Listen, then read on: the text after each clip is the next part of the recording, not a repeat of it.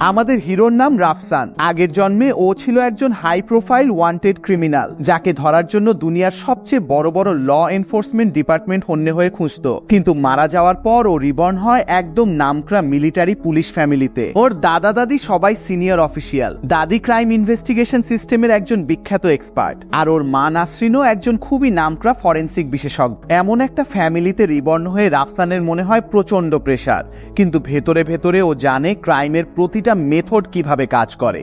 এখানে একটা মজার কথা বলি ভাই, অন্য কেউ রিবর্ন হয় রাজপুত্র হয়ে, আর ইনি রিবর্ন হলেন একদম পুলিশের ঘরে ক্রিমিনাল মাইন্ড নিয়ে, একদম catch me if you can এর রিভার্স ভার্সন। চেনফেং নামের একজনের 10 বছর ধরে চলা সিরিয়াল মার্ডার কেস, একটা অদ্ভুত এলিভেটর মার্ডার কেস, এমনকি পুরো দুনিয়া কাঁপানো একটা 10 খুনের কেস দেখেই রাফসান নিজেকে সবার কাছে প্রমাণ করে দিয়েছিল যে ও শুধু পুলিশ পরিবারের ছেলেই না, বরং ক্রাইম আর ক্রিমিনাল ইনভেস্টিগেশনের একজন রাজা। তো এইদিকে একদিন সকালে রাফসান ভ্রু কুঁচকে চপস্টিক নামিয়ে রেখে বাগানে একটু হাঁটতে যেতে চাইছিল। দরজার কাছে যেতেই ওর মা তাড়াহুড়া করে ভেতরে ঢোকে। মা টেবিলের নাস্তার দিকে তাকিয়ে সন্তুষ্ট হাসি দিয়ে বলে, বাবা রাফসান, তুমি তো শেষমেশ আগের সব বাজে অভ্যাস ছেড়ে দিয়েছো। এখানে মা তোমাকে একটা রিওয়ার্ড দেব। রিওয়ার্ড শুনেই রাফসান দৌড়ে যায়, কিন্তু ও ভাবেনি যে মা হাত দিয়ে ওর গাল ধরে কয়েকবার মুচড়ে দেবে। রাফসান চিৎকার করে বলে, মা তোমার রিওয়ার্ড তো একদম অদ্ভুত। হ্যাঁ হ্যাঁ, মায়ের কাছে এখন তোমার জন্য গিফট রেডি করার সময় নেই, এটা বাকি থাক আপাতত। রাজধানীতে একটা বড় কেস হয়েছে, আমাকে এখনই ফিরে যেতে হবে। মা হাসতে হাসতে সিঁড়ির দিকে ঘুরে যায়। তাড়াহুড়ায় মায়ের হাতের ফাইলটা মাটিতে পড়ে যায়। রাফসান সেটা তুলতে যায়, আর তুলতে তুলতেই সেটা একটু চোখ বুলিয়ে নেয়। আশ্চর্য কিছু না যে বাবা বলতেন তুমি একটা প্রতিক্রিয়া, এটাই দুনিয়ার সবচেয়ে বড় মিরাকল। দেখো, বাবা ঠিকই বলতেন। এই কথা শুনে মায়ের মুখ লাল হয়ে যায়। রাগে বলে, দুষ্টু ছেলে, তুই আমাকে নিয়ে হাসছিস তাই না? থাক, সময় নেই, তাড়াতাড়ি ফিরতে হবে। মা কথা থামিয়ে দেওয়ার আগেই রাফসান তার হাত ধরে ফেলে। ফাইল তুলতে গিয়ে ও একটা ক্রাইম সিনের ছবি চোখে পড়ে গিয়েছিল। রাফসান মায়ের দিকে ঘুরে বলে, মা এই কেসটা সহজ না। নাসরিন একটু অবাক হয়ে ছেলের দিকে তাকিয়ে বলে, তুমি আবার কি জানো? যাও তোমার নিজের কাজ করো, স্কুল খুলতে আর কয়েকদিন বাকি, পড়াশোনা রিভিউ করো। নাসরিন যদি মনে না করিয়ে দিত, রাফসান সত্যিই ভুলেই গিয়েছিল যে ও এখন মাত্র 17 বছরের একজন হাই স্কুল স্টুডেন্ট, বছরের দ্বিতীয়ার্ধে সিনিয়র হতে হবে। কিন্তু ওর মনোযোগ তখনও সেই ছবিতেই আটকে ছিল। ছবিটা হাতে নিয়ে ভালো করে দেখে রাফসান বুঝতে পারে খুনিটা একটু সাইকো টাইপের। মৃত মানুষ তো মাথা নাড়াতে পারে না, কিন্তু এই মৃতদেহের মাথা যেন নড়ছিল। মৃত্যুর পরও শরীরের উপর ছুরি দিয়ে অনেক আঘাত করা হয়েছে। বিশেষ করে মৃত্যুর আগে করা কাটগুলো একদমই অগভীর ছিল না। নাসরিন শেষে একটু তেতো হাসি দিয়ে বলে, এটা তুমি বুঝবে না, এই খুনি তো মায়ের মনের একটা নিয়মিত অতিথি। মা সিঁড়ি দিয়ে উপরে যেতে যেতে রাফসান জিজ্ঞেস করে, 10 বছর আগের সেই সিরিয়াল মার্ডার কেসের কোনো ফাইল আছে? গলা নামিয়ে বলা এই কথায় নাসরিন চোখ বড় বড় করে অবাক হয়ে জিজ্ঞেস করে, তুমি এটা কিভাবে জানো? মা, তুমি স্টাডিতে সব ধরনের কেস গুছিয়ে রাখো, আর 10 বছর আগের সিরিয়াল মার্ডার কেসটা তো বাবার মনেও একটা কাঁটার মতো গেঁথে আছে, ওই মহিলার ট্র্যাজেডিটাও। আর মা, তুমি তো তাড়াহুড়ায় উপরে যাচ্ছ, আমি শুধু জানতে চাইছি তুমি ফাইলটা নিয়ে যাচ্ছ কিনা। এটা তো কঠিন কিছু না, তোমার সত্যিই এত সূক্ষ্ম বুদ্ধি আছে দেখছি। তাহলে বলো তো, খুনির এই মহিলার সাথে কি শত্রুতা থাকতে পারে বলে তোমার মনে হয়? 10 বছর আগের সিরিয়াল মার্ডার কেসের প্রসঙ্গে যাই বলো না কেন, প্রমাণ যা বলুক, এটাই প্রমাণ করে খুনি হঠাৎ রাগের বশেই খুন করেছে। তোমার কথা অনুযায়ী শুধু ছুরির আঘাত দিয়ে 10 বছর আগের সাসপেক্টকে বাদ দেওয়া উচিত না। রাফসান বলে, আমি বলিনি এই কেস 10 বছর আগের খুনির কাজ না, হয়তো সত্যিই তার এই মহিলার সাথে শত্রুতা আছে, তবে নিশ্চিত না। এটুকু বলেই ও আর কথা বাড়ায় না। নাসরিন রাফসানের পিছন দিকে হাঁটতে থাকা দেখে হঠাৎ এসে ওর কবজি ধরে ফেলে। হাসতে হাসতে বলে, রাফসান, মায়ের একটা কাজে তোমার সাহায্য লাগবে, পরে জিজ্ঞেস করব, চলো আমার সাথে হাসপাতালে অটোপসির জন্য। এভাবেই রাফসান পুরোটা রাস্তা নাসরিনের হাত ধরে হাসপাতাল পর্যন্ত টানা যায়। হাসপাতালের দরজায় পৌঁছাতেই একগাদা লম্বা লম্বা ক্যামেরা আর মাইক নিয়ে রিপোর্টাররা ওদের ঘিরে ধরে। প্রফেসর নাসরিন এসেছেন, এই সিরিয়াল মার্ডার কেসের ব্যাপারে আপনার কি মনে হয় এটা 10 বছর আগের সেই সিরিয়াল মার্ডার কেসের একই খুনি? প্রফেসর নাসরিন, সেই বছরের মূল ফরেন্সিক ডাক্তার হিসেবে এটাও কি আপনার ক্যারিয়ারের একমাত্র কেস যেখানে কোনো ক্লু পাওয়া যায়নি? আপনি কি বলতে চান? রিপোর্টাররা একের পর এক প্রশ্ন ছুটতেই থাকে। নাসরিনের ভুরু কুঁচকে যায়। অটোপসি করা নাসরিনের সবচেয়ে বড় শক্তি, কিন্তু রিপোর্টার হ্যান্ডেল করাটা ওর জন্য অতটা সহজ না। আর এই রিপোর্টাররা ঠিকই একটা জায়গায় খোঁচা দিচ্ছিল। 10 বছর আগে নাসরিনের ফরেন্সিক ক্যারিয়ারে এই কেসটা একটা দাগ হয়ে আছে।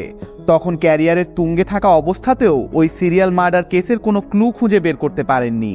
এই মুহূর্তে নাসরিনকে দেখে মনে হচ্ছিল যেন রাগে ফুঁসছেন, কিন্তু হঠাৎ পেছন থেকে একটা হাত এসে সবাইকে সরিয়ে নাসরিনের সামনে দাঁড়িয়ে যায়। এটা রাফসান।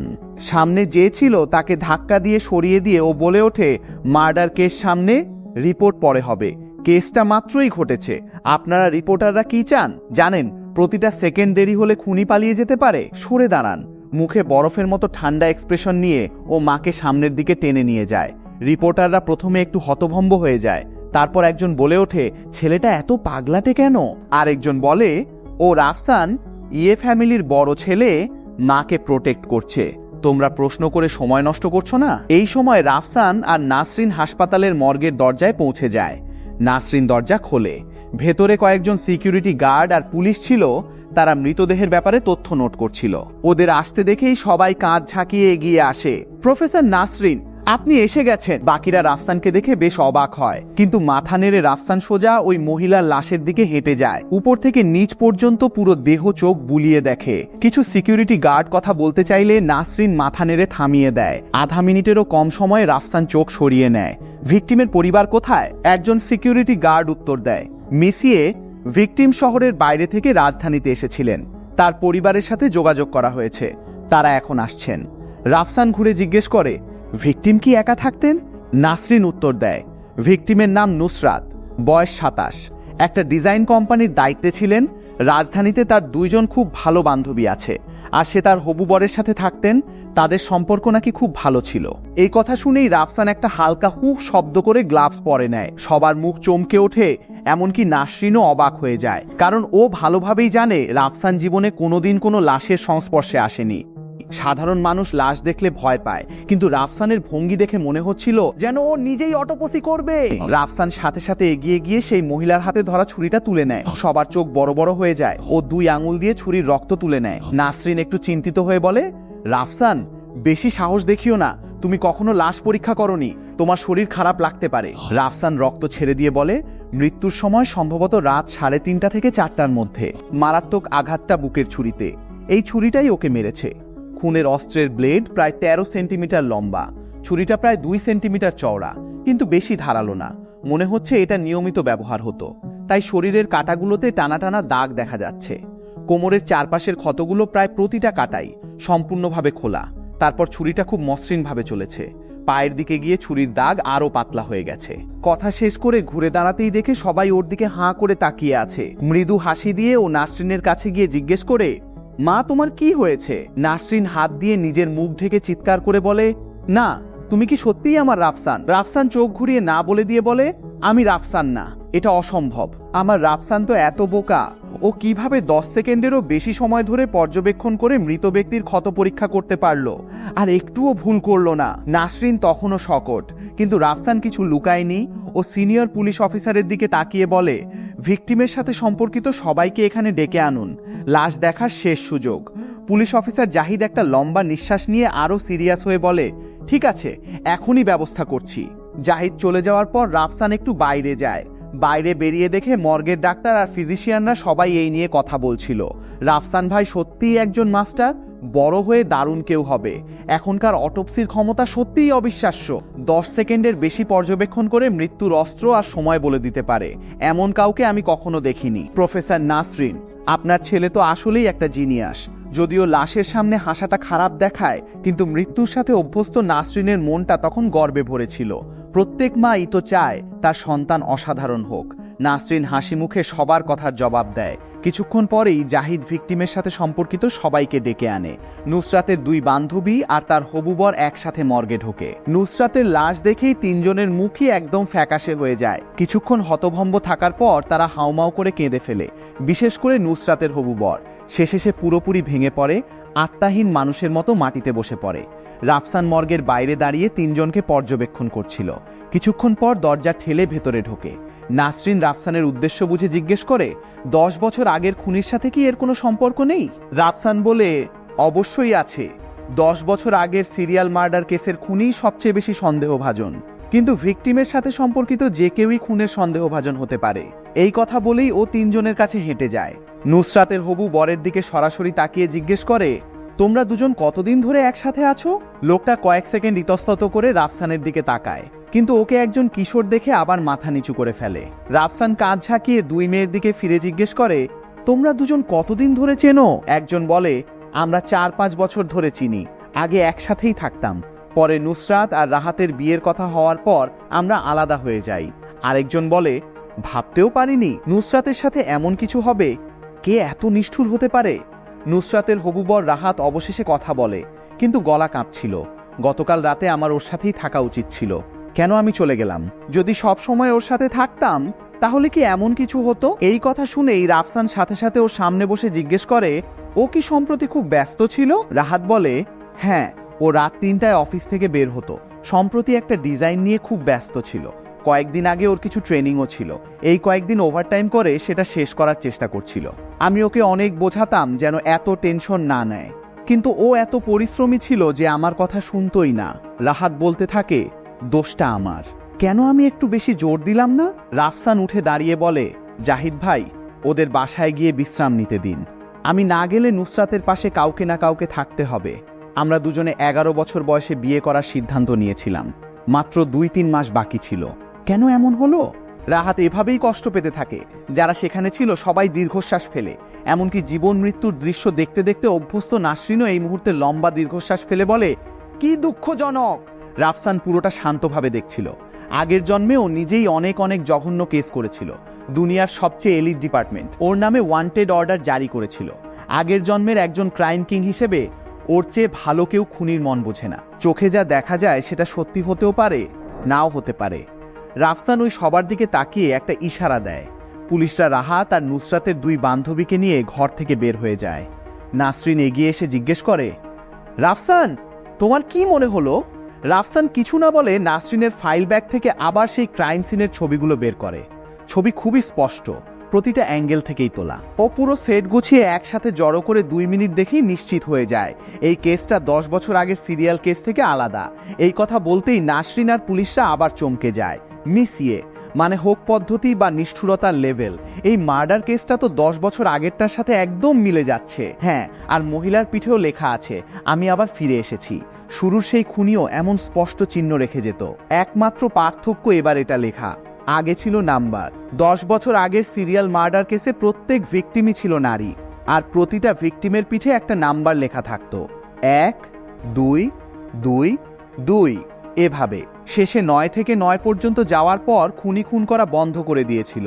এই কথা শুনে রাফসান ঠান্ডা গলায় হেসে বলে, তোমরা কি নিশ্চিত এই কেসের নিষ্ঠুরতার লেভেল আগেরটার মতোই? নুসরাতের শরীরে অন্তত 5টা আলাদা আঘাত আছে, পুরো ছুরির ব্লেড রক্তে ভেজা, কিন্তু 10 বছর আগে এমন ছিল না। 10 বছর আগের মৃতদেহে প্রতিটা কাট এলোমেলোভাবে করা হলেও প্রতিটা কাটের গভীরতা প্রায় একই ছিল, শুধু মাংস কেটেছিল। মানে 10 বছর আগের খুনি ছুরি চালাতে খুবই দক্ষ ছিল, তার পেশারও নিশ্চয়ই ছুরির সাথে সম্পর্ক ছিল। এই কথা শুনে পুলিশদের মনে খটকা লাগে। যদিও শরীরের ক্ষতের লেভেল একই না, কিন্তু এতে 10 বছর আগের খুনিকে বাদ দেওয়া যায় না। 10 বছর আগের খুনি অনেক স্মার্ট ছিল, অথবা সে তোমাদের পুলিশ আর ফরেন্সিক ডাক্তারদের সাথে শুধু খেলছিল, আর এখন হয়তো বাজারের মাঝেই দাঁড়িয়ে মুখ টিপে হাসছে। বলতে বলতে রাফসান একটা পুরনো ছবি হাতে তুলে নেয়। ছবিটা ছিল একজন মৃত ব্যক্তির পিঠের ছবি। ও আঙুল দিয়ে শুধু মৃতদেহের কবজির দিকে ইশারা করে বলে, আমি তোমাদের সাথে চা খুঁজতে যাব না, আমি বের হচ্ছি। নাসরিন জিজ্ঞেস করে, রাফসান, তুমি কোথায় যাচ্ছ? রাফসান হেসে বলে, আমি মোটামুটি জানি খুনিকে কোথায় খুঁজতে হবে। রাফসান সোজা চলে যায় সেই কোম্পানিতে যেখানে নুসরাত কাজ করত। লাশটা পাওয়া গিয়েছিল ভোর 4-5টার দিকে, তাই পুরো কোম্পানি তখনও জানত না তাদের সুপারভাইজার খুন হয়ে গেছে। রাফসান নুসরাতের ডিজাইন কোম্পানির দরজা ঠেলে ভেতরে ঢোকে। তখন সবেমাত্র অফিস টাইম শুরু হয়েছিল, লোকজন নিজের নিজের সিটে বসেছিল, সবার চোখে মুখে ঘুম ঘুম ভাব। সবাই রাফসান আর নাসরিন এবং 2 জন পুলিশকে দেখে অবাক হয়ে তাকায়। একজন উঠে দাঁড়িয়ে হাসি মুখে জিজ্ঞেস করে, হ্যালো পুলিশ, কি ব্যাপার? আমরা নুসরাত ম্যানেজারের ব্যাপারে জিজ্ঞেস করতে এসেছি। রাফসান বলে। লোকটা শুনেই বলে, ম্যানেজার নুসরাতকে খুঁজছেন? ও তো রোজ সবার আগে কোম্পানিতে আসে, নিশ্চয়ই অফিসেই আছেন। রাফসান তাকে টেনে বলে, খুঁজতে হবে না, উনি মারা গেছেন। এই কথা শুনে সেই লোকটা আর পুরো কোম্পানির সবাই স্তব্ধ হয়ে যায়। কি বলছেন?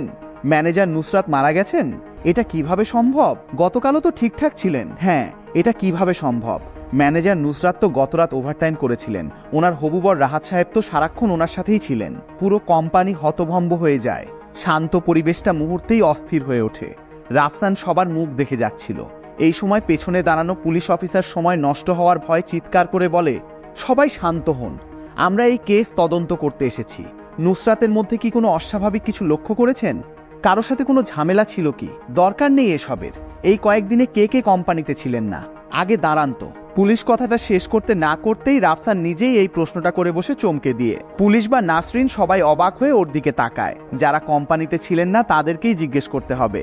নাসরিন আস্তে গলায় বলে, রাফসান, এটা কি এতটা সহজ? খুনি তো কোনো ক্লু রাখেনি, মানে তার নিশ্চয়ই ভালো অ্যান্টিস্পাই ক্ষমতা আছে। নিজেকে সন্দেহভাজন বানাবে কেন? রাফসান হেসে বলে, এমনি বলেছি। খুব তাড়াতাড়ি তিনজন সামনে দাঁড়ায়। দুই ছেলে মেয়ে, বেশ কম বয়সী। তিনজনেরই মুখে অনিশ্চয়তা আর দুঃখের ছাপ। একটা মেয়ে তো লজ্জায় লাল হয়ে যায়। রাফসান তার কাছে হাঁটতে গিয়ে কিছু বলতে যাবে, তার আগেই মেয়েটা কেঁদে ফেলে। এটা অসম্ভব। নুসরাত আপু কিভাবে মারা যেতে পারেন? উনি এত ভালো মানুষ, কিভাবে এমন হতে পারে? মেয়েটা কান্না থামাতে পারছিল না। রাফসান টেবিল থেকে একটা টিস্যু নিয়ে ওকে দেয়। তুমি নিশ্চয়ই নুসরাতের খুব কাছের কেউ। মেয়েটা বলে, আমি নুসরাত আপুর অ্যাসিস্ট্যান্ট মিম। এই 2 দিন আমি অসুস্থ ছিলাম। উনি জোর করে আমাকে বিশ্রাম নিতে বাসায় পাঠিয়েছিলেন। আজকেই একটু সুস্থ হয়ে কাজে এসেছি, ভাবিনি এমন কিছু ঘটে যাবে।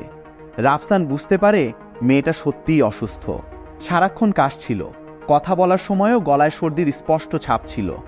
রাফসান হালকা মাথা নেড়ে বেশি প্রশ্ন করে না। এরপর রাফসান আরেকজন তরুণের কাছে যায়। ছেলেটা একটা লম্বা শ্বাস নেয়, জানায় সে এই কয়েকদিন বিজনেস ট্রিপে ছিল, আজকেই ফিরেছে। এবার রাফসান শেষ মেয়েটাকে জিজ্ঞেস করে, তুমি? এই মেয়েটা একটু আলাদা। নাসরিনের চোখ প্রায় পুরোটা সময় এই মেয়ের উপরেই ছিল, কারণ নুসরাত মারা গেছে। শোনার সময় মেয়েটার মুখে যেমন শক লেগেছিল, তেমনই একটা হালকা খুশির আভাসও দেখা গিয়েছিল। যদিও সেই খুশিভাব খুব দ্রুতই মিলিয়ে যায়, কিন্তু 20 বছর ধরে মানুষ পড়া নাসরিনের চোখ ফাঁকি দিতে পারেনি। ওর ইনস্টিংক্ট বলছিল এই মেয়ের সাথে নুসরাতের কিছু একটা সম্পর্ক নিশ্চয়ই আছে। এই সময় রাফসানও এই সুন্দরী মেয়েটার ব্যাপারে ভাবছিল। রাফসান জিজ্ঞেস করে, তোমার ব্যাপারটা কি? মেয়েটা বলে, বাসায় কিছু কাজ ছিল, তাই ছুটি নিয়েছিলাম। কতদিনের ছুটি নিয়েছিলে? মেয়েটা বলে, 1 সপ্তাহ। রাফসান বুঝে যায় এটা একটা সম্পূর্ণ মিথ্যা। ও হেসে বলে, বাহ, অনেক দিনের ছুটি তো। বাড়িতে কি এমন হয়েছিল? মেয়েটা বলে, তেমন কিছু না, আমি শুধু ক্লান্ত ছিলাম, একটু বিশ্রাম নিতে চেয়েছিলাম। রাফসান মাথা নেড়ে ঘুরে দাঁড়ায়। 1 সপ্তাহ, এটা তো অন্য কারো ক্রাইম মেথড স্টাডি করার জন্য যথেষ্ট সময়। কমপক্ষে মোটামুটি একটা প্ল্যান রেডি করার জন্য এই সময়টাই যথেষ্ট। তো এইদিকে কোম্পানির অনেকেরই তানিয়ার ব্যাপারে খারাপ ধারণা ছিল। তাদের মধ্যে একজন, জিংশেংদাও সিকিউরিটির ডেপুটি ডিরেক্টর, বলে ওঠে, নুসরাত যখন মারা যায় তার পুরো শরীর দড়ি দিয়ে বাঁধা ছিল, মাথাও বাঁধা ছিল, আর পিঠে রক্ত দিয়ে লেখা ছিল কিছু। রাজধানীতে যারা 10 বছরের বেশি সময় ধরে আছে তাদের জন্য এর মানে বুঝতে কঠিন হওয়ার কথা না। কথাটা শেষ হতেই একজন মধ্যবয়সী লোক বলে ওঠে, এটা তো দংদাকির সেই 10 বছর আগের সিরিয়াল মার্ডার কেসের মতোই। রাফসানের গলা হঠাৎ ভারী হয়ে যায়। তোমাদের ম্যানেজার নুসরাত মৃত্যুর পর যেভাবে দেখতে ছিল, একদম 10 বছর আগের 9 জন মৃত ব্যক্তির মতোই। আর ঠিক এই মুহূর্তেই যে মেয়েটা একটু আগে খুশির ঝলক দেখিয়েছিল, সে কথাটা শুনতেই কেঁপে ওঠে।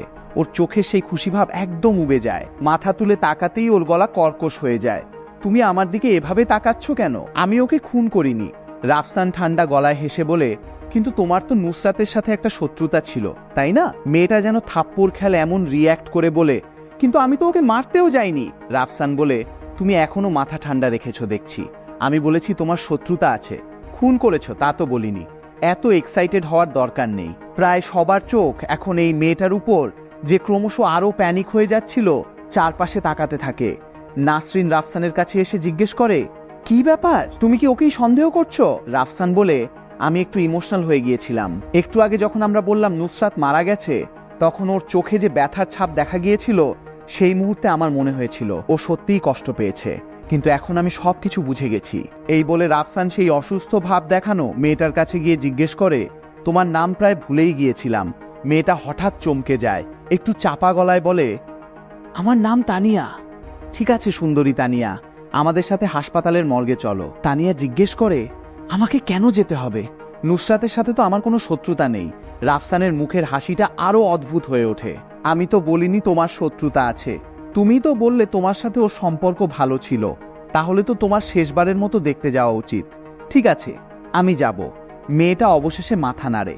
রাফসান হাসি দিয়ে হঠাৎ তানিয়ার হাত শক্ত করে ধরে ফেলে, বলে, সবাই তোমার বের হওয়া দেখেছে ঠিকই, কিন্তু চিন্তা করো না, খুনি তুমিই হতে হবে।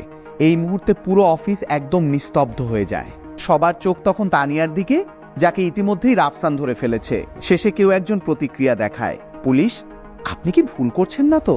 তানিয়া কিভাবে ম্যানেজার নুসরাতকে খুন করতে পারে? আপনি না বললেন এই কেসটা 10 বছর আগের সিরিয়াল মার্ডার কেসের মতোই? তাহলে খুনি তো সেই 10 বছর আগের লোকই হওয়া উচিত। আর খুন করার একটা মোটিভও তো থাকতে হবে। তানিয়ার কোনো মোটিভই নেই। হ্যাঁ, তানিয়া তো পোকামাকড় দেখলেও ভয় পায়। ম্যানেজার নুসরাত তো ওকে অনেক সাহায্যও করেছিল। আগে ও টাকা ধার নিয়েছিল, সেটাও নুসরাতই শোধ করে দিয়েছিল। কলিগরা এভাবে ব্যাখ্যা করে। রাফসান সাথে সাথে জুয়ার প্রসঙ্গ তোলা কর্মচারীর দিকে তাকায়। ও জুয়া খেলে? হ্যাঁ, অনলাইন জুয়ায় ও অনেক টাকা হেরেছিল, অনেক দেনা হয়ে গিয়েছিল। শেষবার পাওনাদার কোম্পানিতে এসে সিন ক্রিয়েট করেছিল, তখন ম্যানেজার নুসরাতই সেটা সামলিয়েছিল। অন্যরা ব্যাপারটা এড়িয়ে গিয়েছিল। রাফসান ঠান্ডা হাসি দেয়, চোখ তানিয়ার উপর বাজ পাখির মতো আটকে থাকে। আমি সত্যিই চাই না এটা কোনো কৃষক আর সাপের গল্প হয়ে দাঁড়াক। ওকে হাসপাতালে নিয়ে যাও, আরেকটা দল ওর বাসায় খোঁজ নিতে যাক। তানিয়ার মুখ একদম সাদা হয়ে যায়। আমি তো শুধু নুসরাতকে শেষবারের মতো দেখতে যাচ্ছিলাম, কেন আমাকে খুনি হিসেবে দেখছো? 10 বছর আগের খুনিকেই তো ধরতে পারোনি, এখন আবার সে অপরাধ করেছে, তাকে ধরবে না? আমাকে কেন টার্গেট করছো? তুমি 10 বছর আগের কেস সম্পর্কে জানো, আমরা একসাথে কাজ করেছি। নাসরিনও সতর্ক হয়ে যায়। তানিয়া তাড়াহুড়ায় বলে, আমার কথায় কি কোনো সমস্যা আছে? খুনিকে ধরতে পারলে নুসরাত কিভাবে মারা যেত? তবুও স্বীকার করছো না? আমি সামনে এগোই। তোমার হাতের কাঁচিটা একদম নতুন, মানে তুমি সম্প্রতি অনেক পরিশ্রম করছিলে। তুমি একজন অ্যাসিস্ট্যান্ট, কোম্পানির কি তোমার জিনিস সরানোর দরকার আছে? মেয়েটার অনেক কিছু বলার ছিল, কিন্তু রাফসান ওকে সুযোগ দেয় না। নতুন কাঁচি প্রথম কারণ। দ্বিতীয়, আমরা এইমাত্র বললাম নুসরাতের মৃত্যু 10 বছর আগেরটার সাথে একদম মিলে যায়। তুমি হঠাৎ রিল্যাক্সড হয়ে গেলে কেন? বিশেষ করে যখন আমরা এই মহিলা কলিগকে টার্গেট করলাম, তখন তুমি শুধু দুর্ভাগ্য না, একটা আনন্দও দেখলে। আমি অপরাধীর মন খুব ভালো করে চিনি। আগের জন্মের অভিজ্ঞতা আমাকে এটা বুঝতে সাহায্য করে। খুনি প্রায়ই সবচেয়ে অসম্ভব মানুষ হয়, শুধু অপরাধী নিজের কথায় অনড় থাকে। তানিয়া সাম্প্রতিক দিনগুলোতে খুবই কষ্ট করে কাঁদছিল, এমনকি নাসরিনও এতে মুভড হয়ে গিয়েছিল। কিন্তু রাফসান চোখের পানিতে বিশ্বাস করে না। আবেগী বিচার বুদ্ধিতে সবচেয়ে বেশি বাধা দেয়। তানিয়ার ঠোঁট কাঁপতে থাকে। আমার এমন কোনো অনুভূতি নেই। তুমি ভুল করছো, আমি এমনি বাজে কথা বলেছি। রাফসান তখন কলিগ রাহাতকে ফোন করে জিজ্ঞেস করে তানিয়া সম্প্রতি নুসরাতের কাছ থেকে টাকা ধার নিতে চেয়েছিল কিনা। ফোন কানেক্ট হয়। রাহাতের গলা ক্লান্ত শোনায়। রাফসান জিজ্ঞেস করে প্রায় 2 সপ্তাহ আগেও চেয়েছিল, তারপর আরও কয়েকবার চেয়েছিল, কিন্তু নুসরাত রাজি হয়নি। এমনকি বলেছিল টাকা না পেলে ওকে চাকরি থেকে বের করে দেবে।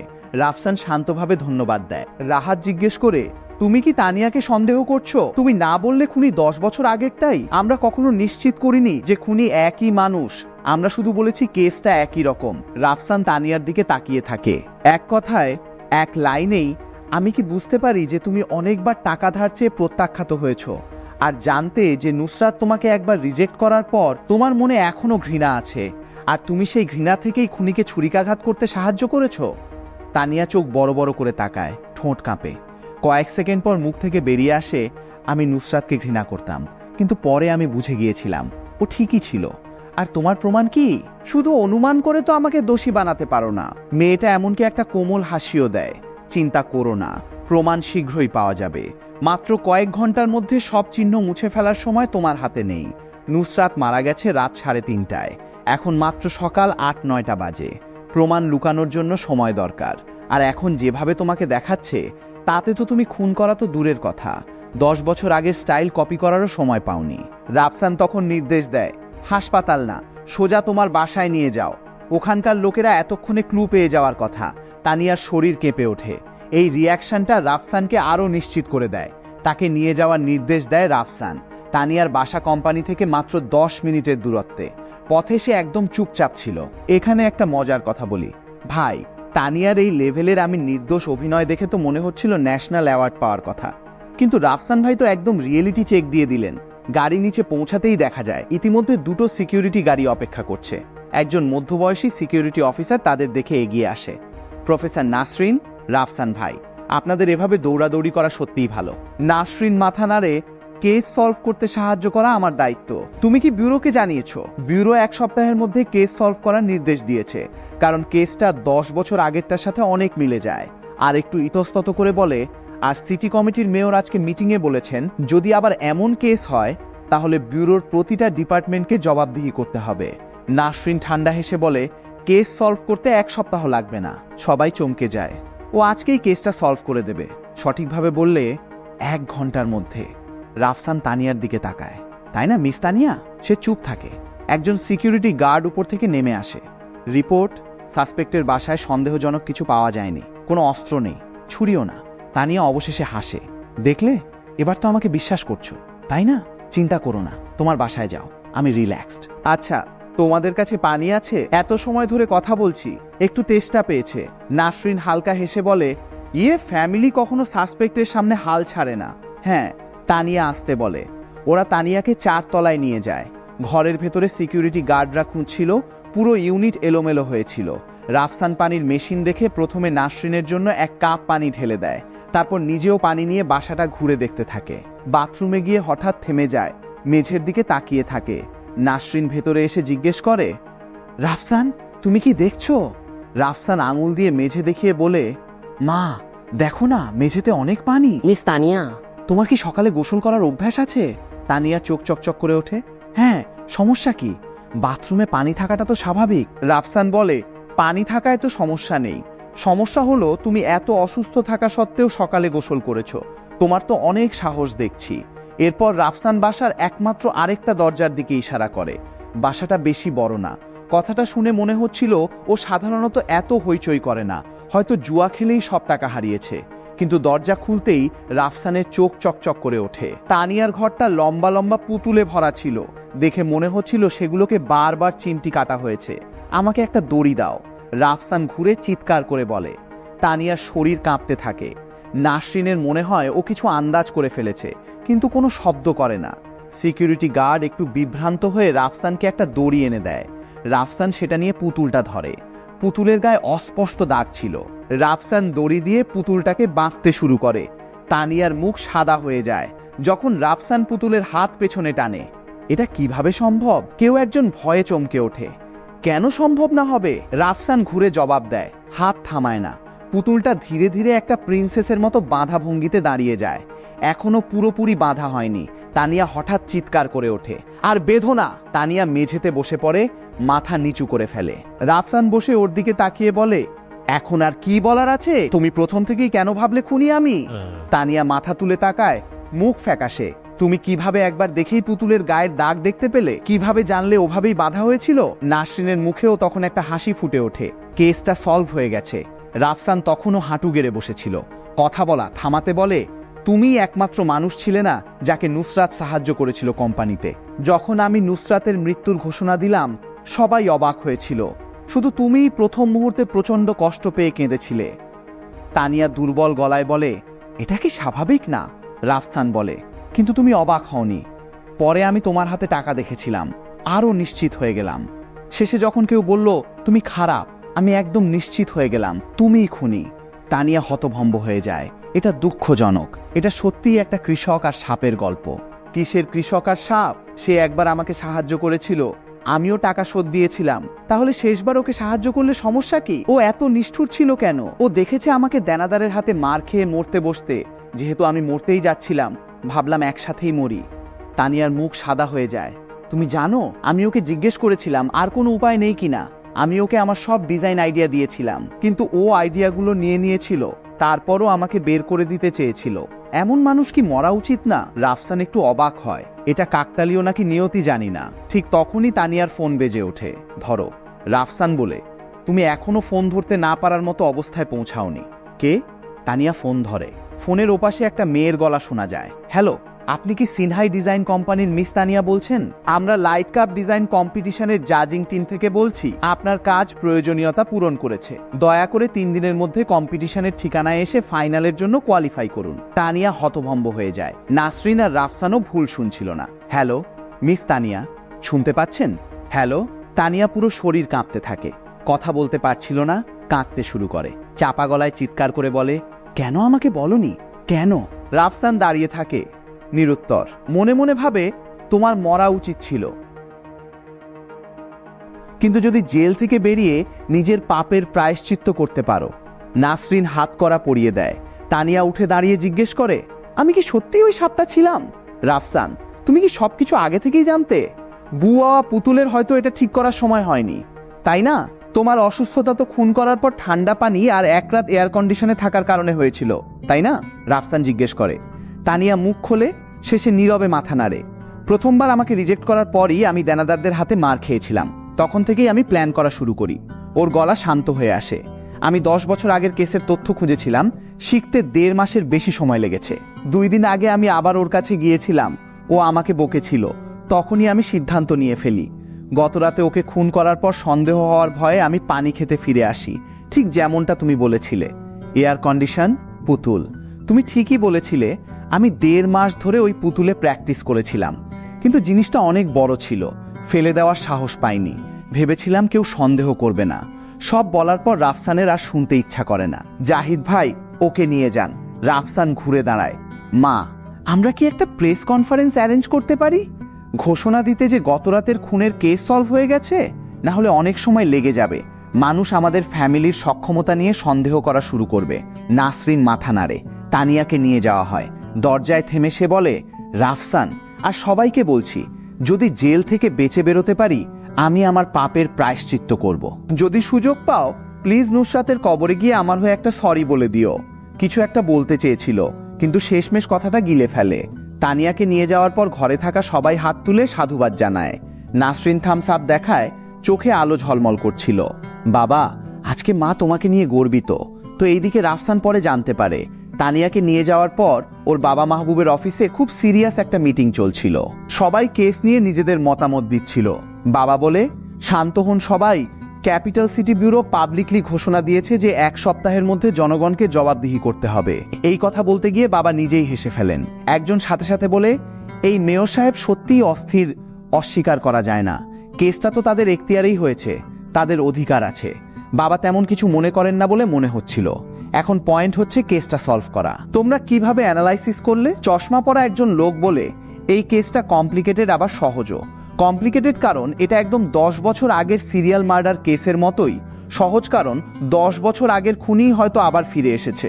একটু ইতস্তত করে বাবার দিকে তাকিয়ে বলে, 10 বছর আগে যখন এই কেস হয়েছিল, তখন মন্ত্রী মাহবুব সাময়িকভাবে ক্যাপিটাল সিটি ব্যুরোর ডিরেক্টর ছিলেন। এই সময় আবার কেসটা এসেছে। এটা সত্যিই বাবার জন্য একটা ধাক্কা।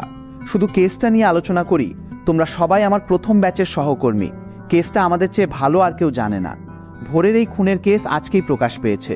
পুরো শহর নিশ্চয়ই কেঁপে উঠবে। সময় মতো সলভ করতে না পারলে পুরো সিস্টেমকেই শাস্তি পেতে হবে। বাবার মুখ সিরিয়াস হয়ে যায়। অনেক কথা বলা হলেও কেউ কোনো অর্থপূর্ণ মতামত দিতে পারছিল না। সবার মুখের দিকে তাকিয়ে বাবার মনটা ভারী হয়ে যায়। হয়তো এতগুলো বছরের শান্তি সবার আগের প্যাশন মুছে দিয়েছে। ঠিক তখনই দরজায় নক পড়ে। অ্যাসিস্ট্যান্ট দরজা খোলে। একজন সিকিউরিটি গার্ড অবাক হয়ে ছুটে ভেতরে আসে। মন্ত্রী, দারুণ খবর! এভাবে ছুটে আসছো কেন? মিটিংয়ে কি দেখছো না? কেউ একজন রেগে যায়। সিকিউরিটি গার্ড লজ্জা পেয়ে বলে, দুঃখিত, আমি একটু বেশি এক্সাইটেড হয়ে গিয়েছি। মাত্র খবর পেলাম ভোরের সিরিয়াল মার্ডার কেসটা সলভ হয়ে গেছে। পুরো অফিসে যেন একটা নিস্তব্ধতা নেমে আসে। 2-3 সেকেন্ড পর সবাই লাফিয়ে উঠে দাঁড়ায়, চোখ বড় বড় করে তাকায়। 10 বছর আগের খুনিকে ধরা হয়েছে। দারুণ তো! ওই বদমাসটা অবশেষে ধরা পড়েছে। বাবা অবাক হয়ে যান, কিন্তু রিপোর্টারের মুখ ফ্যাকাশে হয়ে যায়। কি হয়েছে? কেসে একটা অ্যাক্সিডেন্ট হয়েছে। হ্যাঁ স্যার, খুনি 10 বছর আগেরটা না। এটা অসম্ভব। বাঁধার স্টাইল, ভিকটিমের শরীরের ক্ষত, পিঠের রক্তের চিহ্ন সবকিছুই 10 বছর আগের দিকে ইঙ্গিত করছে।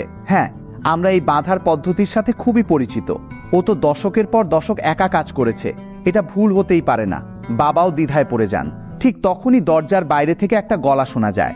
ও গর্ব করছিল, দেখা যাচ্ছে তোমরা আর আমি সবাই এই পদ্ধতির ফাঁদে পড়ে গিয়েছিলাম। পুরো দুনিয়া মাতাল, আর সে একাই সজাগ। মাহবুব, তোমাদের ফ্যামিলির ছেলে তো দারুণ। তুমি বাবার নাম ধরে ডাকার সাহস কিভাবে পাও? শুধু মা নাসরিনই এভাবে বলতে পারেন। নাসরিন, তুমি কি বলতে চাইছো? বাবা বিভ্রান্ত হয়ে যান। মা মাথা নেড়ে বলেন, কনফার্মড। খুনির বাঁধার পদ্ধতি প্রায় একই রকম। আমরা অনেক দিন ধরে ভিকটিমকে স্টাডি করছিলাম, কিন্তু রাফসান মাত্র 3 সেকেন্ডে পার্থক্যটা ধরে ফেলেছে। খুনিকে সফলভাবে ধরতে ওর মাত্র 1 ঘন্টার বেশি সময় লেগেছে। এই কথায় সবাই চমকে যায়। সবাই মিলে ঘন্টার পর ঘন্টা ডিটেলস দেখেছে, আর কেউ একজন মাত্র 3 সেকেন্ডে ধরে ফেলেছে। কেউ একজন যন্ত্রপাতি আর অভিজ্ঞতা দিয়ে খুঁজেছে, আর কেউ একজন মাত্র 1 ঘন্টার মধ্যে আসল অপরাধীকে ধরে ফেলেছে। এই মানুষটা আমি।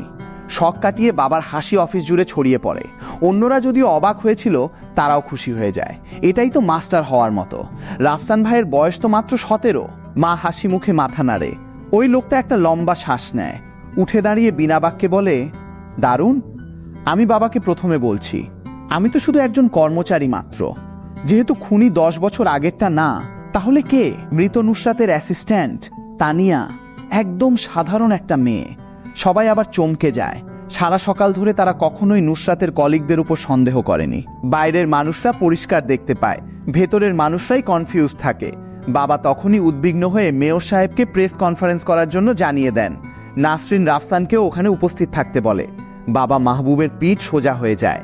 মা হাসি মুখে মাথা নাড়েন। মাহবুব, আমার প্রিয় ছেলে বলেছিল ইয়ে ফ্যামিলির সম্মান ফিরিয়ে আনতে দেরি হয়নি। 1 সপ্তাহ বাকি ছিল। ইয়ে ফ্যামিলি মুখ হারিয়েছিল, ও সেটাই খুঁজে বের করতে চেয়েছিল। বাবা লম্বা শ্বাস নেন, গলায় এক অদ্ভুত আবেগ। তুমি বলছো রাফসান 10 বছর আগের খুনিকেও খুঁজে বের করতে চেয়েছিল? তো ভাই, এইদিকে 17 বছর বয়সী একটা ছেলে 1 ঘন্টায় কেস সলভ করে ফেলছে, আর আমরা তো একটা এক্সাম প্রশ্নের উত্তর মনে করতেই 1 সপ্তাহ লাগিয়ে দেই। বাসায় ফিরে রাফসান সোজা স্টাডি রুমে চলে যায়। রাধুনিমা ডিনারের জন্য ডাকেন। রাফসান রাজি হয়ে গেলেও পরে বলে দেয় যেন তাকে বিরক্ত করা না হয়। ও 10 বছর আগের কেসটা খুঁজে বের করে। ফাইলটা অনেক পুরু, কিন্তু ও ধৈর্য ধরে পুরোটা পড়ে। 2007 সালের 16 সেপ্টেম্বর সকাল 6টায় চাওগুয়াং ডিস্ট্রিক্টের ফ্যাংয়াং পার্কে একটা নারী লাশ পাওয়া যায়। নাম শিমু, বয়স 23, উঁচু হিল পরা ছিল, মাথায় আঘাত ছিল। 2007 সালের 18 সেপ্টেম্বর এরিয়াং ডিস্ট্রিক্টের কিংগুয়াং রোডে রুমা মারা যায়। 2007 সালের 29 সেপ্টেম্বর ঝাওগুয়াং ব্রিজের নিচে পলি নামের একজনের লাশ পাওয়া যায়। তার পরিবার লাশটা নিতেও অস্বীকার করেছিল। রাফসান পুরো কেস এক নিঃশ্বাসে পড়ে ফেলে। কলম নিয়ে সব ক্লু লিখে রাখে। 10 বছর হয়ে গেছে, এখন মেথড আলাদা। যদি একই কেস আজকে ঘটতো, হয়তো এতদিনে সলভ হয়ে যেত। রাফসান স্টাডি রুমেই থেকে যায় যতক্ষণ না মা লাঞ্চ নিয়ে আসেন।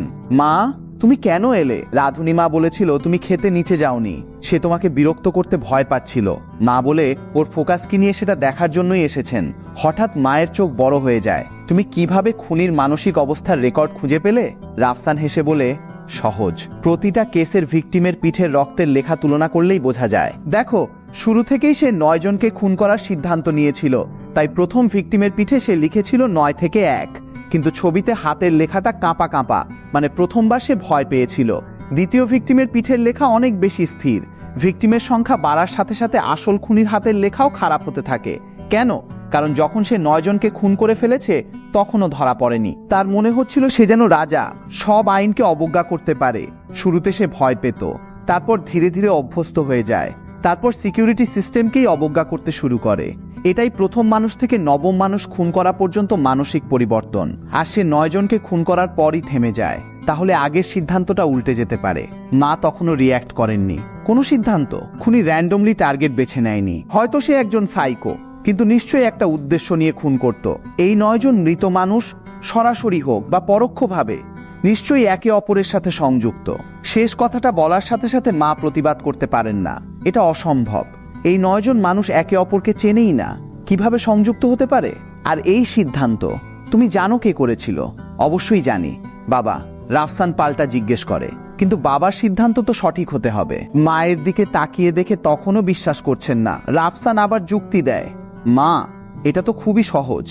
যদি খুনি শুধুই একজন খুনি হতো, 9 জনকে খুন করার সিদ্ধান্ত নিলেও শুধু একবারই লিখত 9 জনের মধ্যে 8। 9 থেকে 1 লেখার কোনো দরকার নেই।